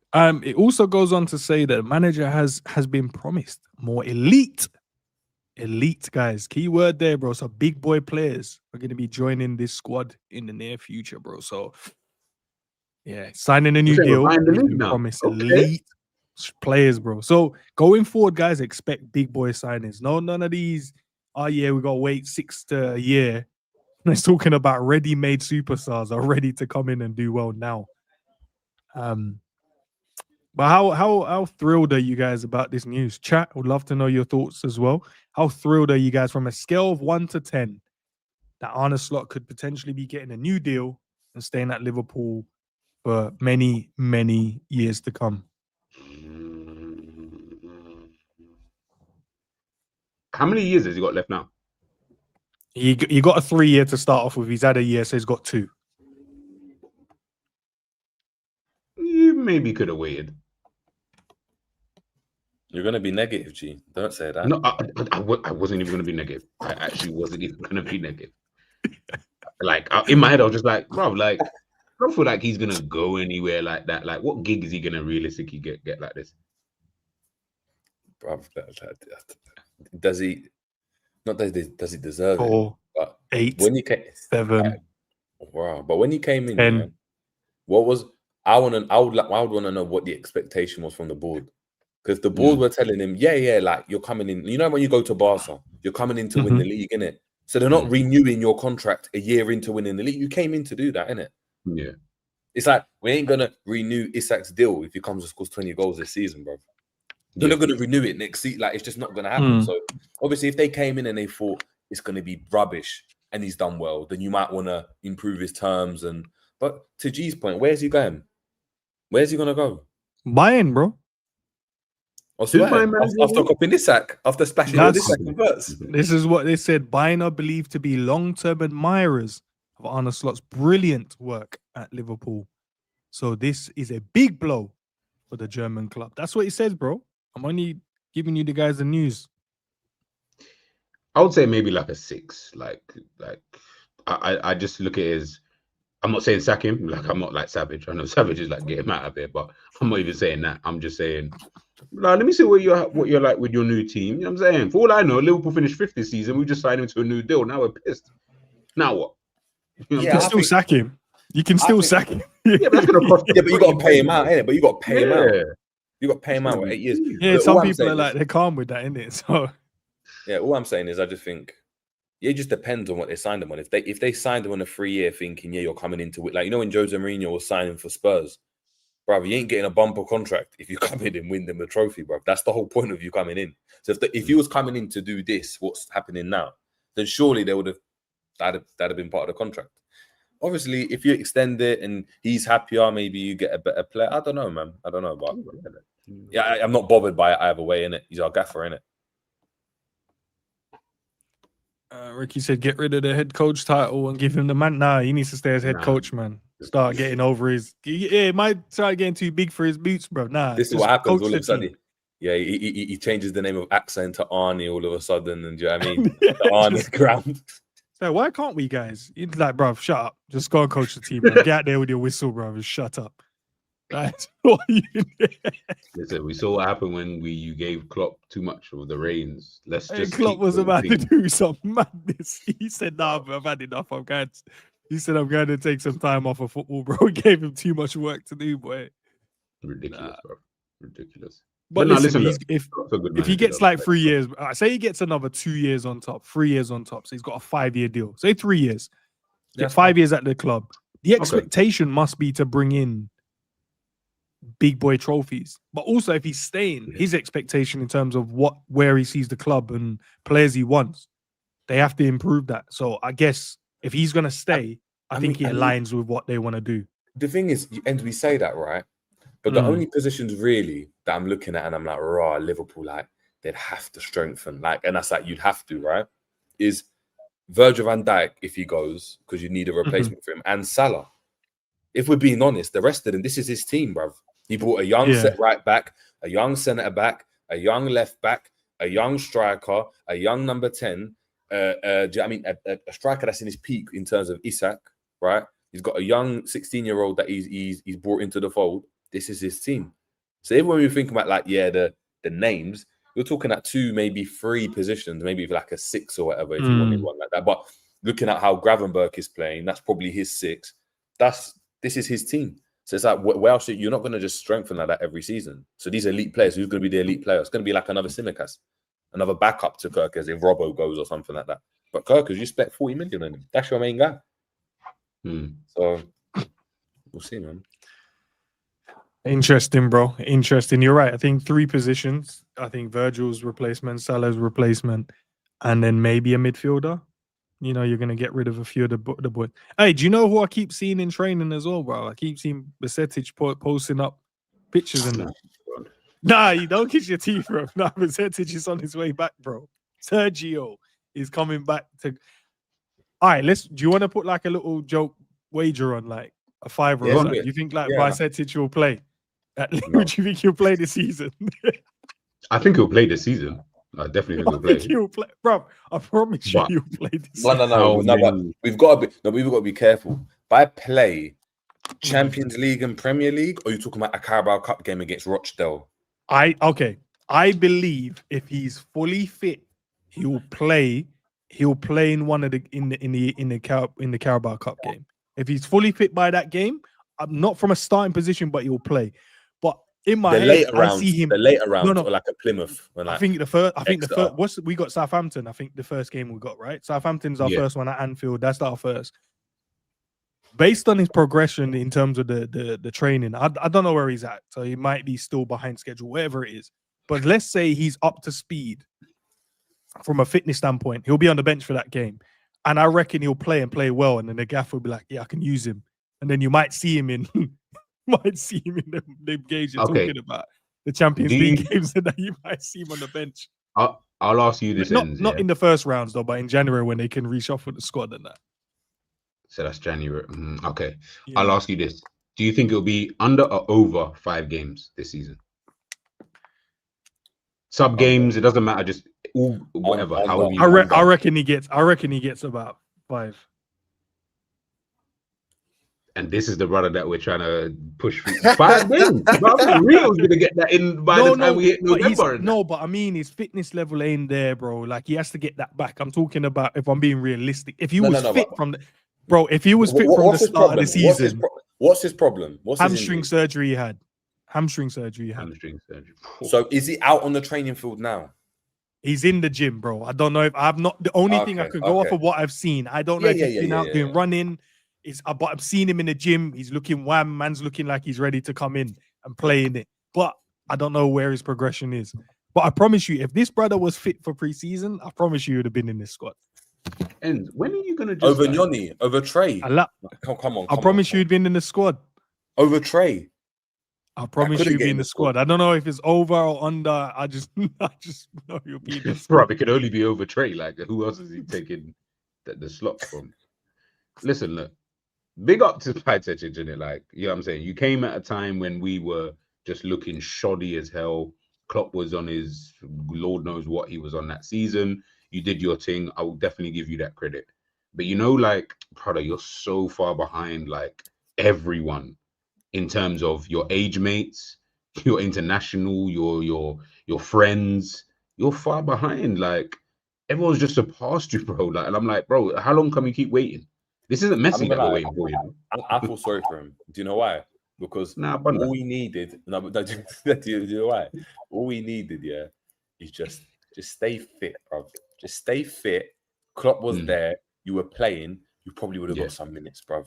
You probably, but unfortunately, you couldn't stay fit, and Liverpool had to go out and get Endo and that, and that's ultimately what happened.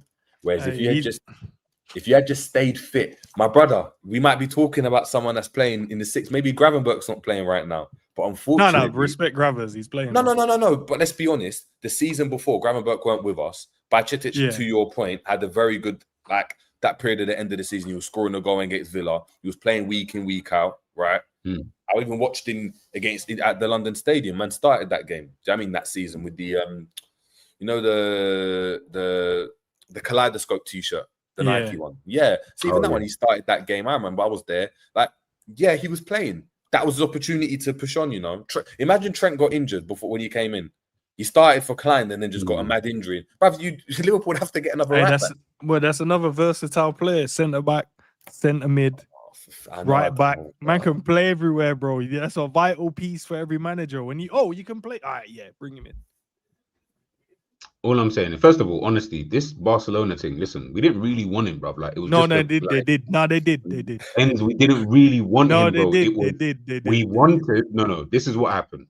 Is it Casado? Because I can't pronounce it. Whatever his name is, he got injured. Yeah, he got that long-term injury, right? And this is just as Flick just come in. When he got that injury, he was going to be a part of the first team. When he then got that injury, remember, we were still waiting on Frankie De Jong and Pedri in terms of their own fitness. Not that they weren't fit, but we didn't know how fit they were going to be in terms of for the season, because their man are always getting injured. So he just needed to bring a body in. You can bring in a Spanish brother. He can come in. Like, it'll be calm in terms of whatever their quota is. And find a picture, bro. Loan deal.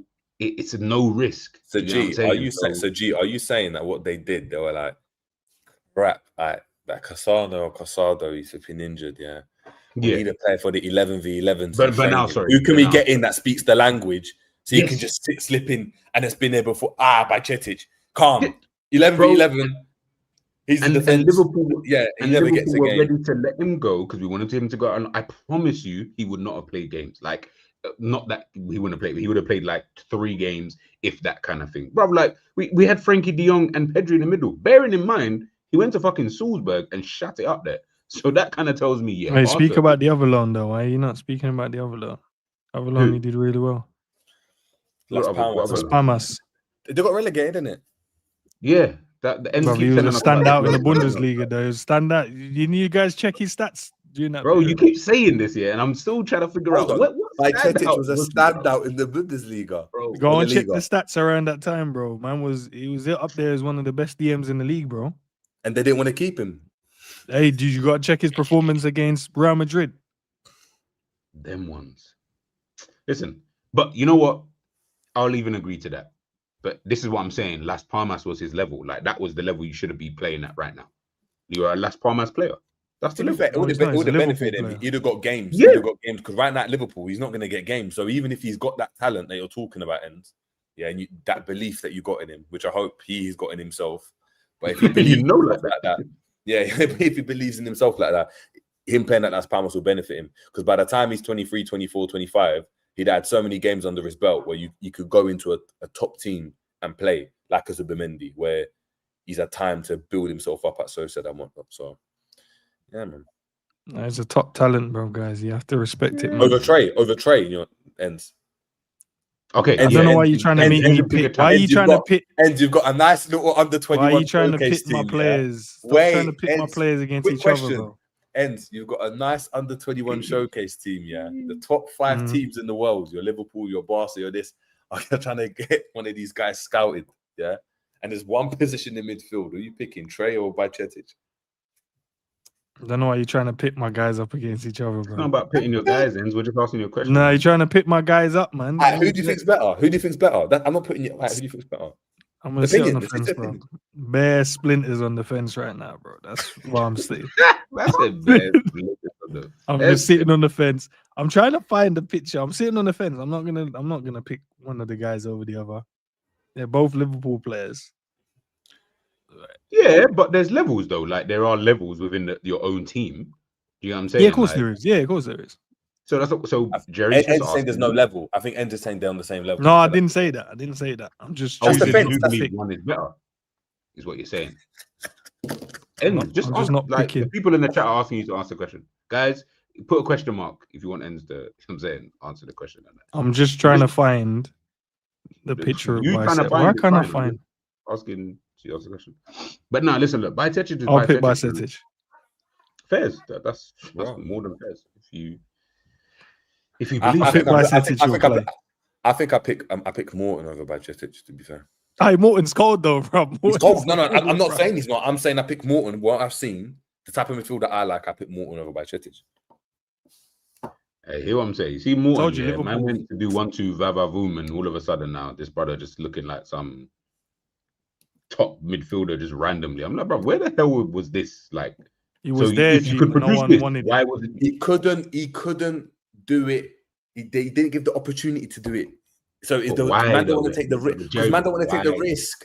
Because man don't want to take the risk. Man don't want to take the risk. It's Slot's career, you know. You know a lot of people they talk about. Yeah, like Gravenberch in there.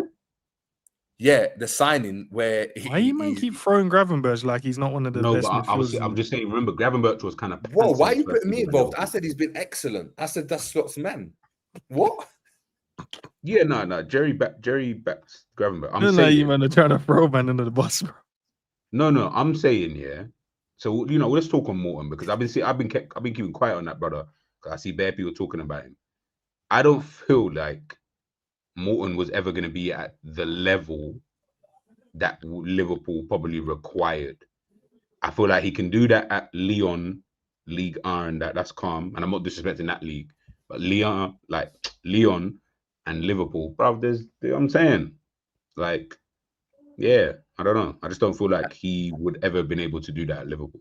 No, but that's what I'm saying. It's because the thing is, you don't know unless you just true. Just give them the chance in it. It's like even with Rio, we're not sure if he can go and get 20 goals and 10 assists in the league. You don't know until he does it, and it's only by the time he does it you're like, all right. If Yamin Lamar didn't get the chance, or Bellingham didn't get the chance at Dortmund, you wouldn't see what they're saying now, and you wouldn't see that.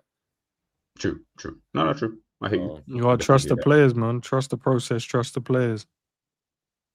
Nah, listen, look, the manager doesn't even trust Chiesa, and he's a fully fledged international. So Morton's chances are always going to be slim. Do you know what I'm saying? I don't know why we turned down to loan him out as well, man, which is mad.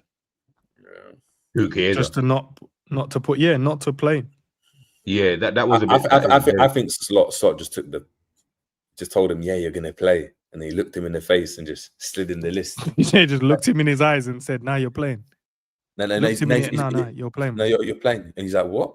But he's looking at the team sheet. He's like, "Bruv, I'm not on the squad list." He's like, "No, you're playing. You are playing Champions League." And Chiesa is like, "What?"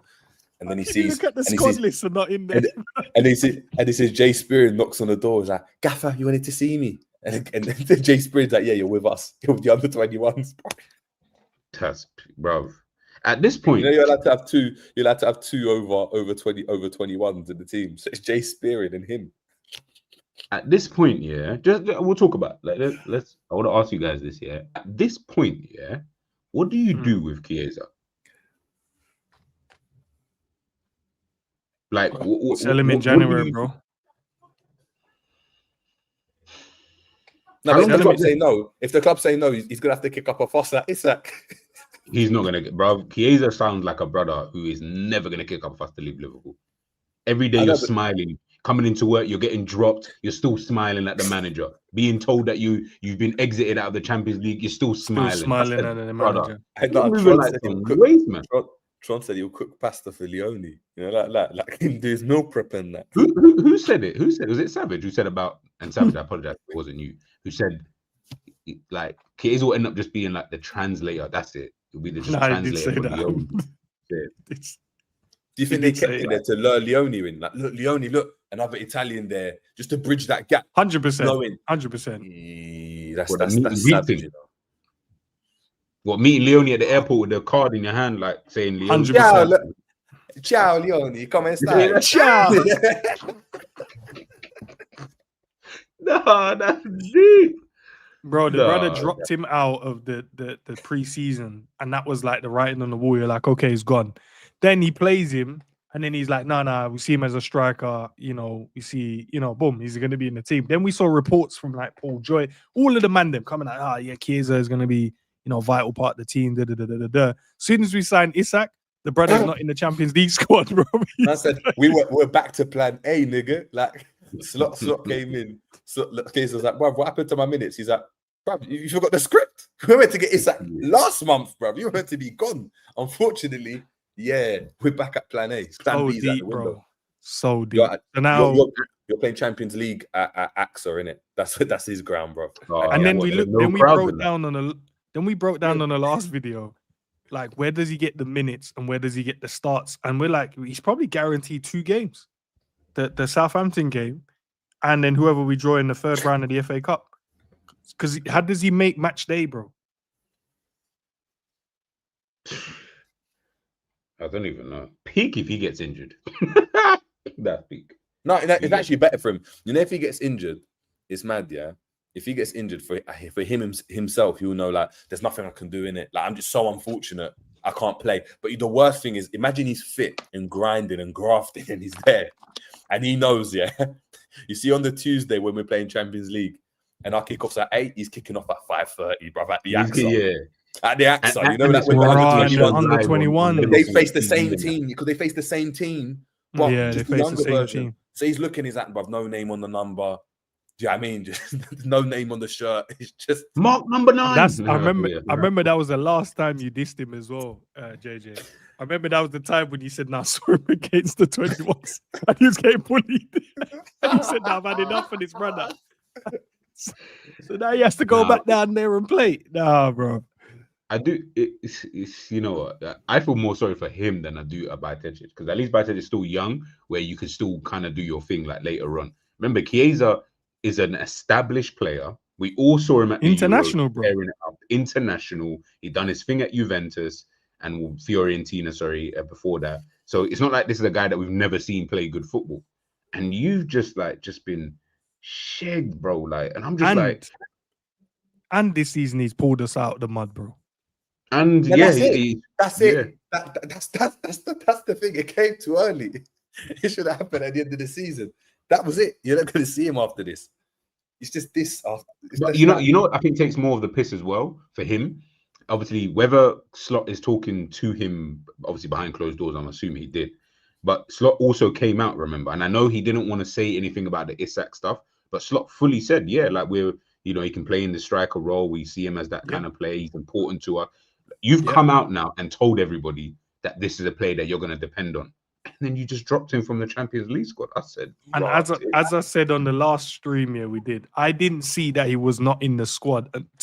I didn't see the squad list. I just saw the picture of Chiesa not in the champ. I was like, Chiesa not in the champ. So I went and looked for the squad, and I was like, rah. Mad. Trey made it in the squad. The thing is, this is Someone- when things start to look dark. Did You know, like Matic K's make all that squad? No. but no, you're taking that. You better check. You better check. Now you know what? If Bajcetic made the squad and Chiesa didn't, yeah, I'm gonna like, if I'm Chiesa, do you know what I'm doing? Do you know what I'm doing? I swear. I'm not coming to training. No. You're not coming to training. I'm coming to train, snapping someone's ankles, bro. Are you taking it? I'm my Joey Barton's coming up. You know, like that. What? You saying what? Quick foul on Salah, boy, just going a bit too extra, like. Take out the star player. Like, that's crazy. This brother would never be allowed back in anywhere near Liverpool if he ever did that, bro. They would have to just terminate his contract. But imagine he two fit him, and it was just like, yeah. You know what? Salah suffered mad injury. Chiesa. It won't even be Salah. He'll accidentally. You see, okay, see what Gordon did to Virgil van Dijk the other day when he got sent off? Chiesa will do something like that, where it's you could maybe say like, sorry, like, sorry. Like, okay, fair,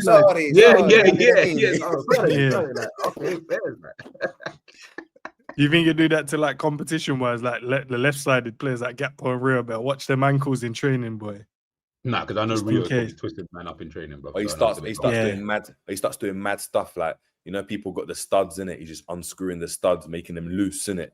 You know, to Roman's ankle and that. Roman's ankle, and he's like, "Oh, Rio, I'm so sorry." You know, I'm sorry, I didn't want to take your place. The Champions League.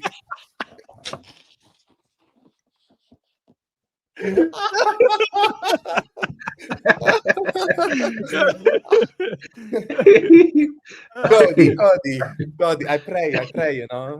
Maria, I pray.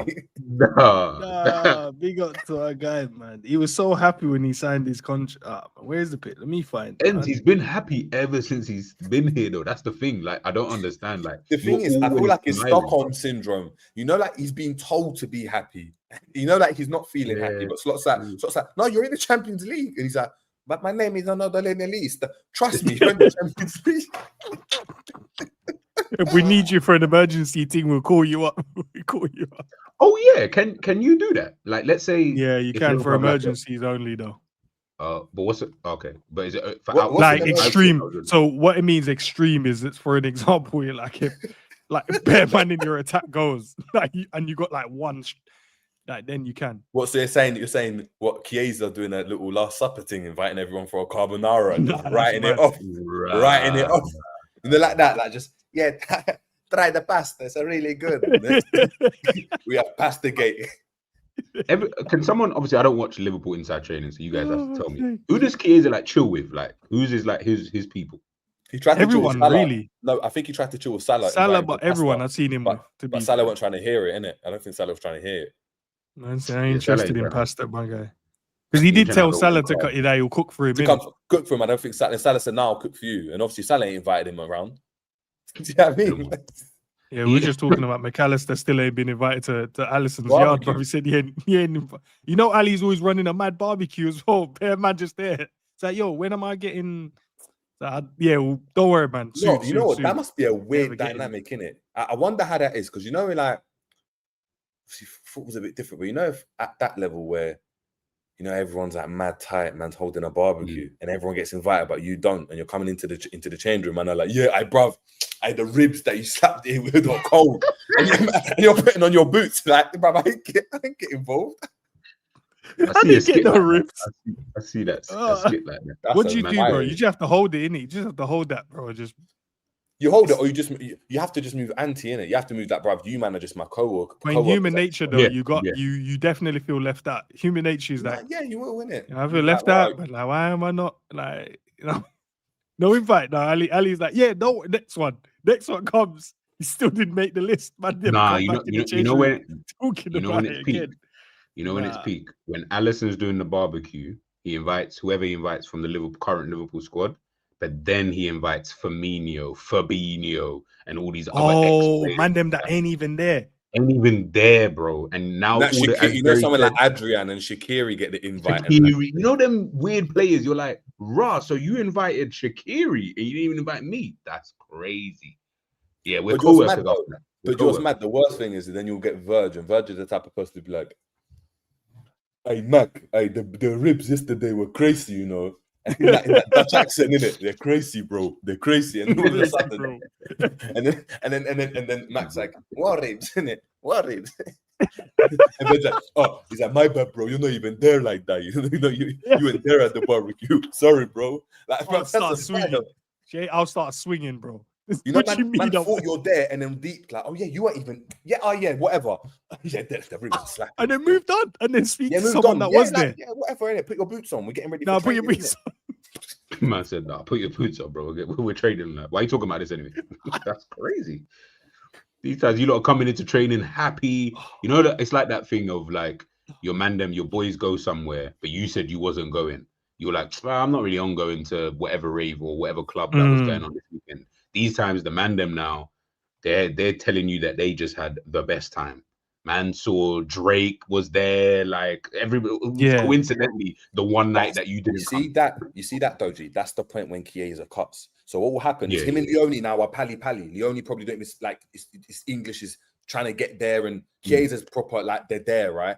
What happens is that one day where he asked Leone, yeah, do you want to meet up? Like we'll hit the docks and we'll get a little pasta. And Leone's like, yeah, you know what? I'm not gonna go. And then he finds out on the Monday that he went to the bar. He went to the barbecue. He get invited. No, if Leone gets invited, point. nah, it's done. Yeah, nah, bun this. I'm done. Like, imagine, new man. I've been here for a year. The new man that came here 2 days ago. Nah. I want to see him play, by the way. He looks like I can't wait as well. Bruv. He just gives me that. Yeah, he can. He's do you know? I think he's gonna be. Do you know what? Ricky in the chat as well. If you're still here, bro, he keeps saying it. He's I want to see this brother play, bro. He thinks he's that guy. Because we've not seen him play. We haven't seen him, so we need to like. I just want to see what you like. What your. Do you know what it is? I've watched all the videos and stuff, but it's the stature. It's the stature. Yeah. When I'm seeing him stand there, it's not some tall brother that's Marga. He just looks like I'm a boy. In Brad Man's what 19, 20? 18, bro. 18. Oh, yeah, 18 years, 18. Yeah, look at him. He's looking like he's gonna be. Yeah, I want to see him still. I want to see him. You know, when sometimes you're like, we need to go and buy it until you watch, and you're like, no, listen, we don't need to buy it. But that's my point. He might play, and you might sit there and be like, actually, allow it. You might be like, allow it for now. This guy is cold. I feel like he will play against Southampton, though. I feel like that's a game that he play. Has to, bro. You can't spend 25 M's or 30 M's or whatever on a centre back to not play, bro. Like, it doesn't make any sense. No. You could have just kept Reece Williams if he's not going to play. You know what I mean? Yeah. Could have kept Kwanzaa, bro. To be fair. Not for the 45 that you got in it. Yeah, big money in it. That's why the club said we had to, bro. The money was too good to turn down. But listen, we'll leave it there, man. Big up to JJ, big up to G for joining. Covered quite a lot of topics, to be fair.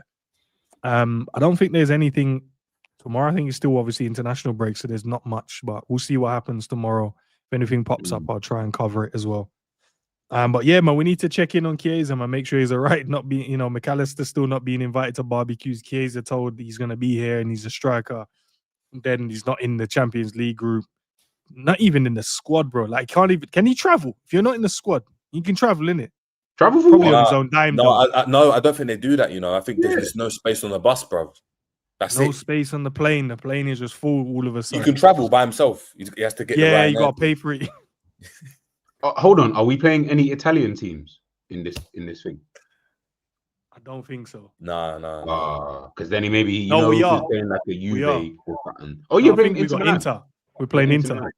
So maybe he comes down to the Inter Milan. I'll bust up if I see Chiesa sitting next to fans in the Inter Milan game. That'll be jokes.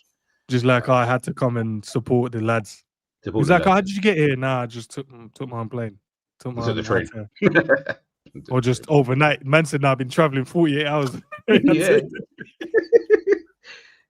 I just got in the nick of time, Just lucky. And then, do you know it's mad? Yeah, they'll be like, oh, we got one seat left on the bus to get back, and then they leave him same way. Do you know what he might as well do at this point? He might as well just say to them, bro, you see Champions League nights, I'm just going to be a pundit in Italy, bro. He might make some change from that. He might as well. You never know. You might see him on a few of those. Same thing. Do you know what I mean? Like, like the Monday Night Football when they get a player on there and the player just like, yeah, look, I'm injured, but man, he's not playing anyway. But he's not been selected. That's the worst thing. You're not even part of the squad. You're not even involved in training. You're not even involved in the trips, the flights, nothing. And you know what's worse? The training leading up to the Champions League game. Like, It's always remember, live as well, normally in it as well, so don't even get that live coverage. training. On top of that, remember that the manager's so focused on the 18 man or whatever 20 man squad, whatever he's got, right?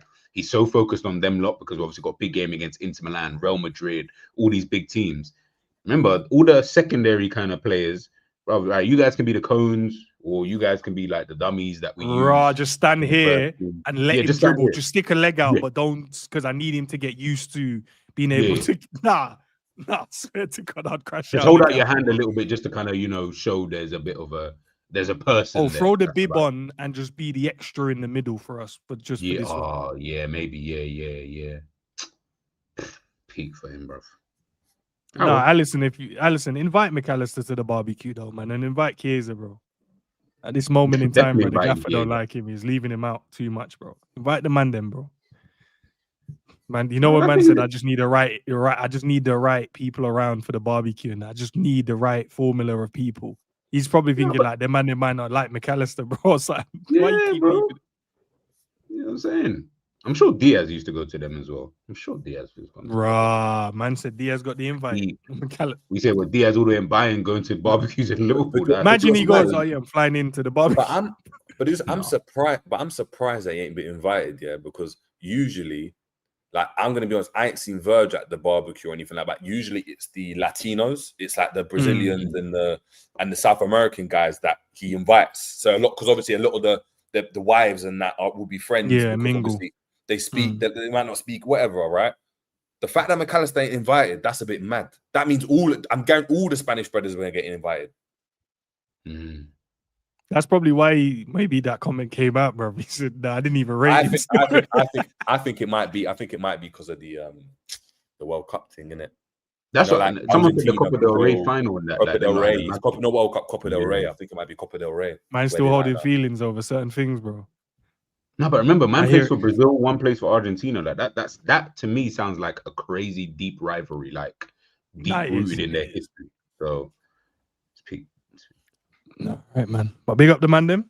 Great conversation, great laughs as always, man. As I said, tomorrow, see what's popping. I'll bring something for the people. If not, if you're watching this on a replay, slap a like, subscribe, do all that great stuff, man. And it's also timestamped for make it easy for you guys to rewatch as well. I did see a few of the comments as well. I think a couple of the people were watching it from the start because their comments were like what we was talking about before. So yeah, big up to those people watching it from the start as well, man. Love for that support. Big up for the super chats as well, from Tej and Gregory as well, man. Big up, man. Have you got any stream coming up, bro? Today or tomorrow? I will be doing. No, I'm just waiting for the international games to almost end. So maybe next week, Wednesday or Thursday, whenever they end, I will do the monthly review. So I'll be bringing that back. Tomorrow I do have a video though for Leone. So yeah, 5-minute video, 6-minute video. Finally got some information about this guy because there was zero information about him for like the past couple months. So yeah, man. See what he's saying. There's a player there, man. Yes, sir. JJ, where are we gonna see you next, bro? I know you've been making guest appearance around the place. Where are we seeing you next? Bruv, there's been no, probably most likely here, to be fair. All right, bro. Big up, man. All right, man. Listen, guys and girls in the chat, go and enjoy the rest of your Sunday, man. Big up to the man, them. Peace out. Come on.